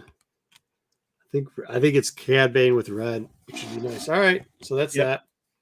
Cad's looking good. The leaders looked really good on that. Yep. Yeah. Whatever. I think you got it. I mean, I know you like Ray. In my opinion, right now, it's cool that we got 2 rares. By the way. Yeah. Great for your collection. Great for the collection. Great to put. Kira's, I actually think could be really good in construction. Yeah. So we got Lando, 2. I don't think that's ever a going to be foil good. rare. I don't know. Nice. Maybe there'll be somebody can figure out Lando, but like losing a resource of your own. Yeah. I don't know. Cad Bane, though, I really like that Cad Bane. I mean, I like Cad Bane. I like how that card runs. Jerome's just happy about Hondo. Hondo, I know we got Hondo. I should show him again, Hondo. I think Hondo might be rare too. You might have got 3 rare leaders. No, I think he's common. Okay. Right? That art. Let's see. Yeah, it's common. Common. When you play a card using Smuggle, you get to give it experience token. So, all right. Here's the other 6. This is the end of the case. Let's hope we pull a showcase. That's what we need. Let's hope the kids would pull one. You got 3 legendaries already in this box, so you might not get any more, but it'd be great if you do. Ooh, this feels thick. Ooh. That doesn't mean anything. No cards. It doesn't matter if they feel thick. Let's go showcase. No. Oh, nope. Bosk. Okay. Okay. We can play online with each other. There's a way to do it with we've done it also. We've done it physically before. We just haven't. I'm podcasting way too many days. I gotta stop. It is. It's hard. I'm on like 5 days at this point. All right. That's kind of cool. Right now, this sucks though because we're pulling red and blues are coming out in just like gangbusters, and try to get some yellow here. Yeah, Ben Rao. It's a good card. But we haven't got a blue right now. We've only got Bosk. Oh, there we go. Full art hyperspace for the guild. Yep, that's great. Ooh, another Pre-Vizsla. I mean, this is a different pack, so and then I actually like this card if you're going to use green for a base. Yeah. It's just hard. I like air. I mean, it's just an easy air. It goes up easy, comes down easy. Some of the cards that you can buff up. Oh, I did this without doing it the right way, but here you go. Got it. Fennec Shan. Hyperspace. That looks really pretty. I like that. Does. And ooh, look at this. And a hyperspace for spice mines. That's really cool, man. Yeah. That is really cool. Good solid dark side unit. Pillage. There you go. Red. We still haven't gotten another. Our red's boss, but you got some good ships in green. This one green looks. Yeah, we might have to go green, but I don't have anything green right now. I mean, we could always grab a base. Yeah. Right now, if you got to take Fennec Shan or you got to take Bosk, who are you taking? Bosk. Okay. You hate Fennec Shan that much, huh? Yeah, of the 2. So you're going red black either way. Of the 2, yeah. Hoping red, black, green probably Falcon. Right now. Falcon's cool. Yeah. Falcon played with Shan a little bit. They didn't. The 2 leaders, Bubba already was pretty good. Enforced loyalty. Yeah. Poe. And then Poe's a legendary. Oh, that might change things because Poe is really good. So that's 4 legendaries I've already got. So let's look at the Poe. Poe is a 5 cost 6/6, but when he attacks, discard 3 cards from your hand. For each card discard, you can deal 2 damage to a unit or a base, defeat and upgrade for each card. So that's 6 total damage. Yeah. So it's a 6/6 that can deal. You have to use different options. No, you can only do one each. But yeah, every turn you could do 2 extra, or you could make opponent discard. No, it says discard 3 cards from your hand. For each Choose card a you different- discard this way, choose a different option. You can't choose Oh. the same option each time. But So still, it's you only have to 2. choose one. It's an 8/6 if you want to do that, or if you want to defeat an upgrade, you can do another one. Yeah, drop an It is upgrade, like drop 5 the cost 6/6. Yeah. Such a good card. Like that one is one of those cards where you get a legendary, and you might have to find a way to play it. So like Mando, you can always make that bubble, and you get cut is broken good. Look at that pack. That's a rare hype versus a rare foil. Yeah, and so it's a 3/2. But when defeated, you get to search top 10 cards of your deck and put a card that costs 2 or less into play, for free. So it replaces itself. So now, man, you're looking green with Cobb Vanth. Yeah. Oh, we got to get a green base. So we could still do boss with a green base. Yeah. Well, because, I mean, you're going to play. Yeah. You just can't play Foe. That's the hard good. part. You can play Mando. Mando Red. I don't know. All right. See what we get. This is going to be the hyperspace. Ready? Or the whatever. Hondo. Oh, Hondo. Another spice line. Another spice. Full art. Nice. Blue removal. Good blue removal. Yeah, we're not going to play blue, though. We don't have anything to play blue with. I guess we could technically play Hondo at this point. Good. Dang raid. I mean, if you need green leader, you can just play, Moff Gideon.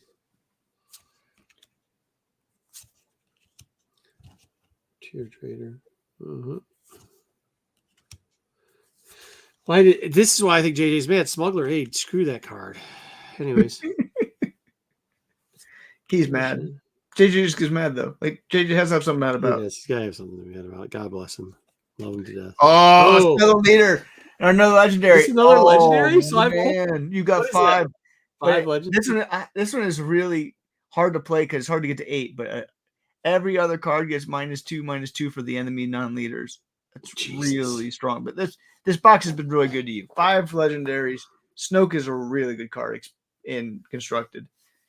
He's blue-black. We kind of need to pull a blue at this point because it looks like we got some awesome blue. I don't know how you play Snoke. Again, 8 cost is really hard. Yeah, but if you get to 8, it turns everybody to 2. That's a lot. A -2/2 for all the cards across the board. And he attacks with what? An 8 or 6? 6. So all of a sudden they can't attack. All the 2s are gone after that, pretty much. All right, and there we go. We got a blue, so we can play. You can play Snook and Ray together. Well, black. You can't. Death Watch Tower. Okay. Yeah, find card, capture something, get another good, decent red card. Good, solid. I mean, I think you're playing green. I really do. I think you got to find green as your other color, if not your leader. Night Elf Skirmisher. That's a good blue. Pike Sentinel's a good blue. There's your Smuggler's 8 again. Muscle, solid yellow. Another solid yellow. You got good cards. It's just a weird. You haven't found any synergy yet. This strikes me. It's going to be a hard one to build. I think there's some good decks. Another good green card. But it's, yeah. The armor. Armor is so good. 3/5 that gives shield token to up to 3 Mandos. If you're playing a Mando deck, it's really good. This one is your rare Tarful. Restore 2. And I don't already have that card in full art. Thanks a lot for the reprint, assholes. All right. What can I say? I've gotten how many legendaries already? 6? 5. Can't complain. Can't complain. Showcase. Last pack. No, 2 more packs. 1 more pack after this. Okay. Nope. Boba Bum. Boba gets to play green. I don't think it's worth it. Supreme Command. Yeah, Commander Squad. What is this? 5/4/4 shielded and Sentinel? When it's upgraded, right? Mm-hmm. When this unit is upgraded, yep. Was it so if you put a 1/1 on that or whatever, right? If you give an experience token, it's upgrade. Yep. When defeated, deal 1. Kind of like that when you defeated. It's fine. It's just 1 health is the problem. Yeah, but it's all right. That's why they defeat it easily, and they don't think about it, especially on the space side. Your camera needs to be reset. Oh, sorry. Just like rub your hand over it because you can't. It's blurry as can be. There you go. Better. Yep. Henchman, pillage. Pillage. Why? It's okay. Not great. Yeah, but I mean, like it's draft too. Like Yeah, like you're gonna play bad cards in draft. You got another armor. Armor. Yep. Another. You can find enough Mandos, gifting shields, Ketsu. We might. MP. That's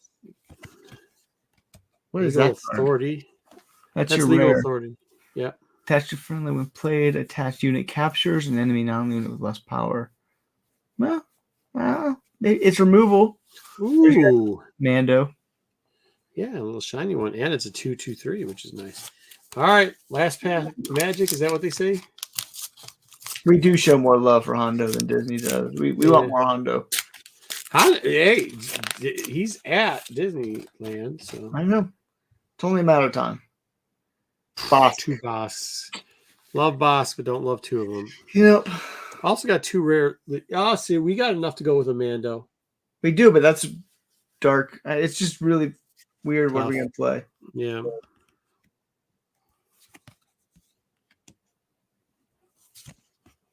You might play Moff Gideon and just for the green and go green red, or play Bosk. Pick between Bosk and Gideon. Yeah, there's not enough for either. Well, we also got 2 rare leaders, which is nice. Yeah. Well, last time. Yeah. Yeah, last time. I mean, all together. I can't be mad at this. No, you got a good box. You got a great box.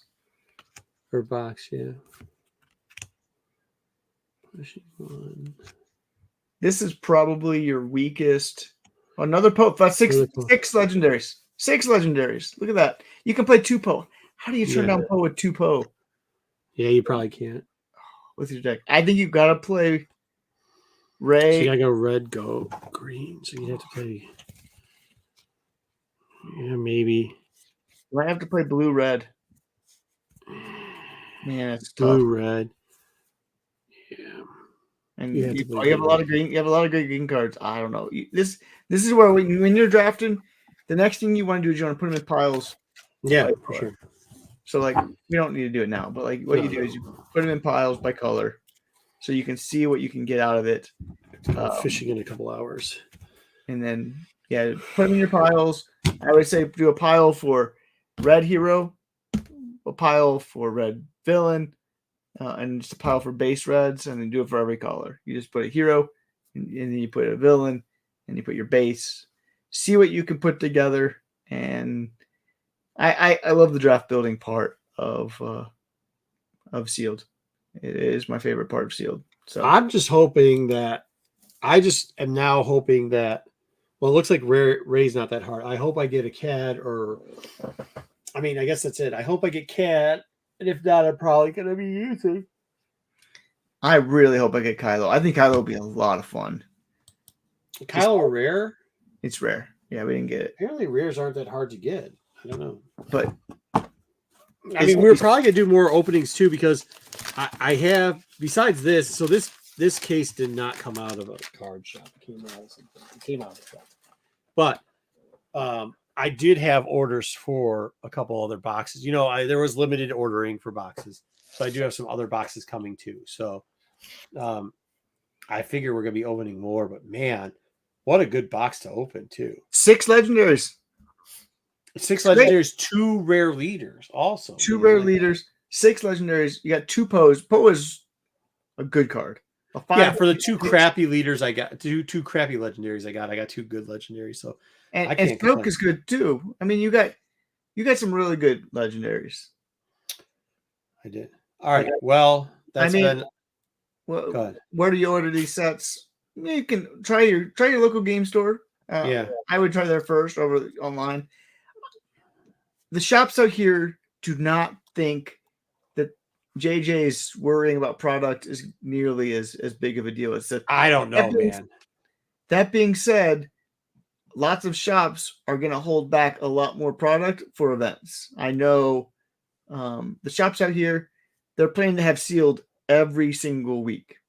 So they're all I know is this, I had to go for that case. I had to go very, very, very far away to get it, because out here it's pretty much limited to 2 boxes. If you and like some of it's like, yeah, I guess that's even if you pre-ordered, they were limiting it to 2. And I know that some of the numbers of what people got and they're out already. And it's like, I don't know, man. I know everybody says they're like, even the store. What I hear the correction is going to be is after after the second month. If you can wait for the first 2 months, there should be product coming because the plaque should flow through by that point.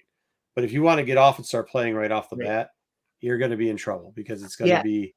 I think it's going to be harder to get boxes, but I think there's going to be a lot more sealed events than we were used to. And sealed events, you get a fourth of a box in every sealed event. So if you can play a sealed event every week, every month you're going to buy a box through those sealed events.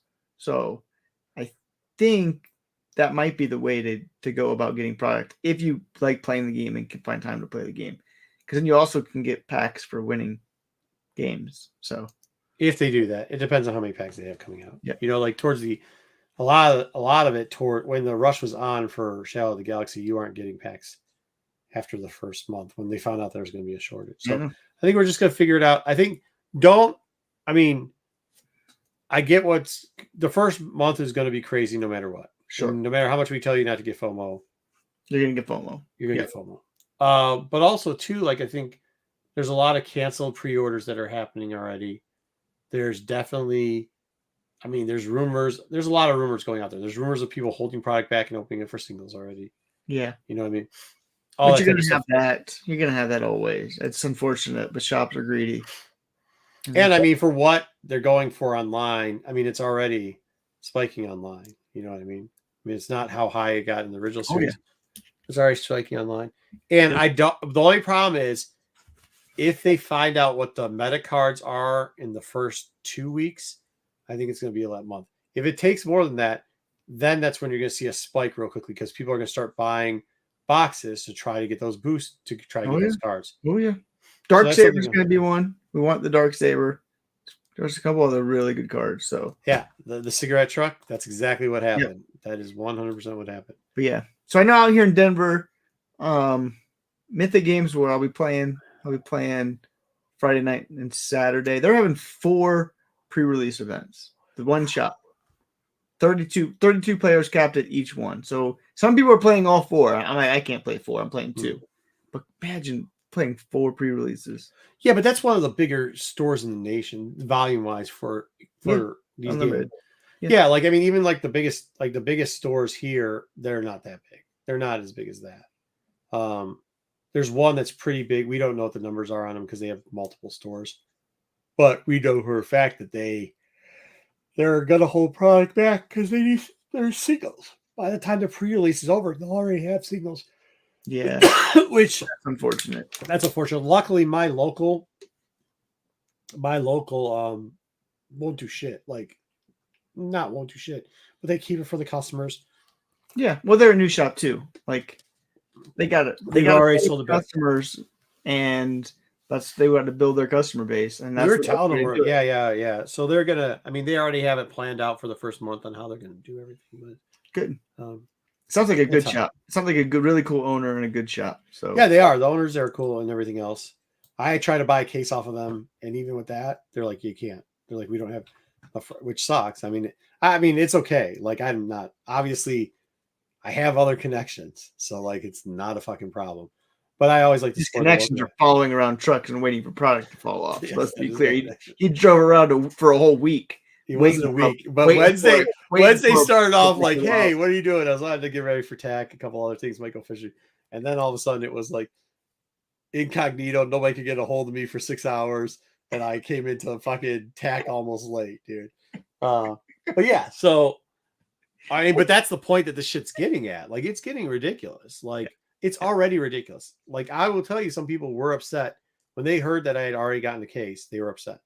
And I'm going, I don't understand, what you're upset about.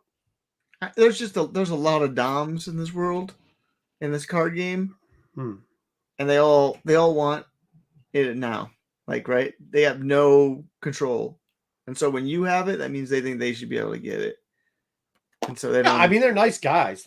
I just think, I don't know, just work the connections, I guess. Obviously you can't work a card store because they're like, oh well, whoever you got it from, they should be banned from selling. I'm like, believe me, falling off of a truck, these fuckers, there ain't no banning them, dude. They're just there's no, it's been a long life of like, they're not running it. Oh, they're gonna shut down events. There's a bunch of people out there right now that are selling these things. They ain't planning on running events. Actually, the real thing that I wanted was that which you've seen people already open it, and which has packs in it, which is why I don't understand like the hatred towards opening packs already, because we've already seen packs get open, and Asmodee, is that how you say their name? Asmodee? Yeah. Have sent out these big black pre-release packets. They're huge. They're like this big, comes with a mat, comes with packs, and they've been opening those. People that don't even care. You get the starter decks too, and I think in there too. You do. You get both. Yeah, and they've been listing them. They've been opening them, listing them, or opening. And they don't even know the game. That's the frustrating. No, dude, I saw one that opened it. You watch those videos and they're crap because they have no idea what they're talking about. That's where I felt kind of like when the guys were mad. And I'll be honest with you, one of the guys, I love him to death. He's actually really cool. Like, kind of took me under his wing for some of the stuff when I was doing it, and when he heard it, I got it. He was very upset about it. He's like, I'm not going to watch it if you open them. And I said, fine, we're good. I mean, I get you. But like, I thought in the back of my head, like, wait a minute, dude, there's been cases of this shit opened already. And by Asmodee giving people cases for this. And they're like, well, Asmodee is going to shut down whoever has it. And I'm like, it's not a store. No. You can't shut down non-stores. Like, they're just not going to do it. By the way, if Asmodee had such a big problem with it, don't sell pre-release packages to non-stores. Like, that's just, if you just look at how distribution does stuff, they purposely sell to those people because they know those people will buy in bulk, and they'll get the product out there. Yeah. They'll get the product out there. It's the same thing with books. Book companies do it too. You can order from some small book companies for Star Wars books, and you get them 10 days in advance because they ship them out. Ship them out ahead of time. Yeah, but I'm just saying. So, like, I didn't think it was a book. I get it, but that's what I thought it was. I mean, that's what I thought it was. I didn't think it. At first, I was like, oh, it's not a big deal because we've seen all these people. And why I drove so far to try to get. I thought they had one of those packages. Oh, yeah. So I was like, yeah, you just put all that aside for me. I'll take care of that. And then I get there and it was something else. And then that's why I found out that they actually had gotten a pre-release package. I was like, you guys, where the hell would you, like, are you renting a spot to host the fucking, no, well, we wouldn't host it. We sell them online. Put them up on eBay. Yep. And yeah, no matter what Asmodee says, they're not banning anybody that's selling the shit. No. Because there's people who bought tons of shit already. So no. But yeah, so I don't know. I thought it was cool opening his packs. It's fun. I definitely appreciate your help because I think I'm going after Cad Bane now. So hopefully I'll pull a Cad Bane because I think it's the easiest one for me to go for. So yeah. Yeah. I think I get it. And I think if we can get around to it, split up the segment and do some shorts with them later this week. So hopefully, and if not, open some more packs. I do get the one point though is like people do get a little ticked off because they want to be opening packs too right now, and some of the stuff has been canceled already. And I'll be honest, like a lot of us who've ordered through stores, we don't know. Like my local store, I know that I'm going to get 2 packs. I've already paid for it. They're honest people. They're going to send me my 2 packs. You know what I mean? But like, there's a lot of people who are in limbo if they're actually going to get because like they did the thing with Asmodee where they try to order a bunch, like where you got the one thing and you get the bonus. Yeah. Which by the way, like not saying these 2 people, but other people had done that. Nobody was mad at them. They were more mad at Asmodee for canceling it. But it was like, it's kind of clear they're telling you if you order one, you get something. They weren't meant, having people order a dozen of them. So, well, yeah, I mean, be nervous this first month, but don't get FOMO on it, and then don't get burnt out on it. I think you're right. In a couple months, there'll be enough products. So yeah, I agree. I think they're just, if you want it immediately, you're just going to pay too much for it. Just take your time. People will pay too much for it, and that's fine. I'm banking on it. Yeah, you are. I always do. All right. It works every time. It works every time. I try to tell them too. People are stupid every time. How many times? Hey, do I not try to tell them? But you can make money off of it. You can. I tell them. I don't think there's ever been Look at my track record. I don't think there's ever been a dude who talks more shit about people getting FOMO. Like, don't get it. Don't do it. This is stupid. Yeah, And yet you I do made it every my life- time, I made and I my make life money work off of on it every keeping it time. FOMO. Yeah, I told you not to do it. Don't send me your money. But I'll take it. If you're going to put it down there, I'll take it. That's right. All right. Well, yep, that's it. We're on the way out. Thank you for everybody that watched it. I'll definitely try to piece this out. I don't know when they'll be. I don't know if I can edit this out. We'll try to keep it shorter from now on because damn, we're on the internet too much. See y'all later. Have a good night.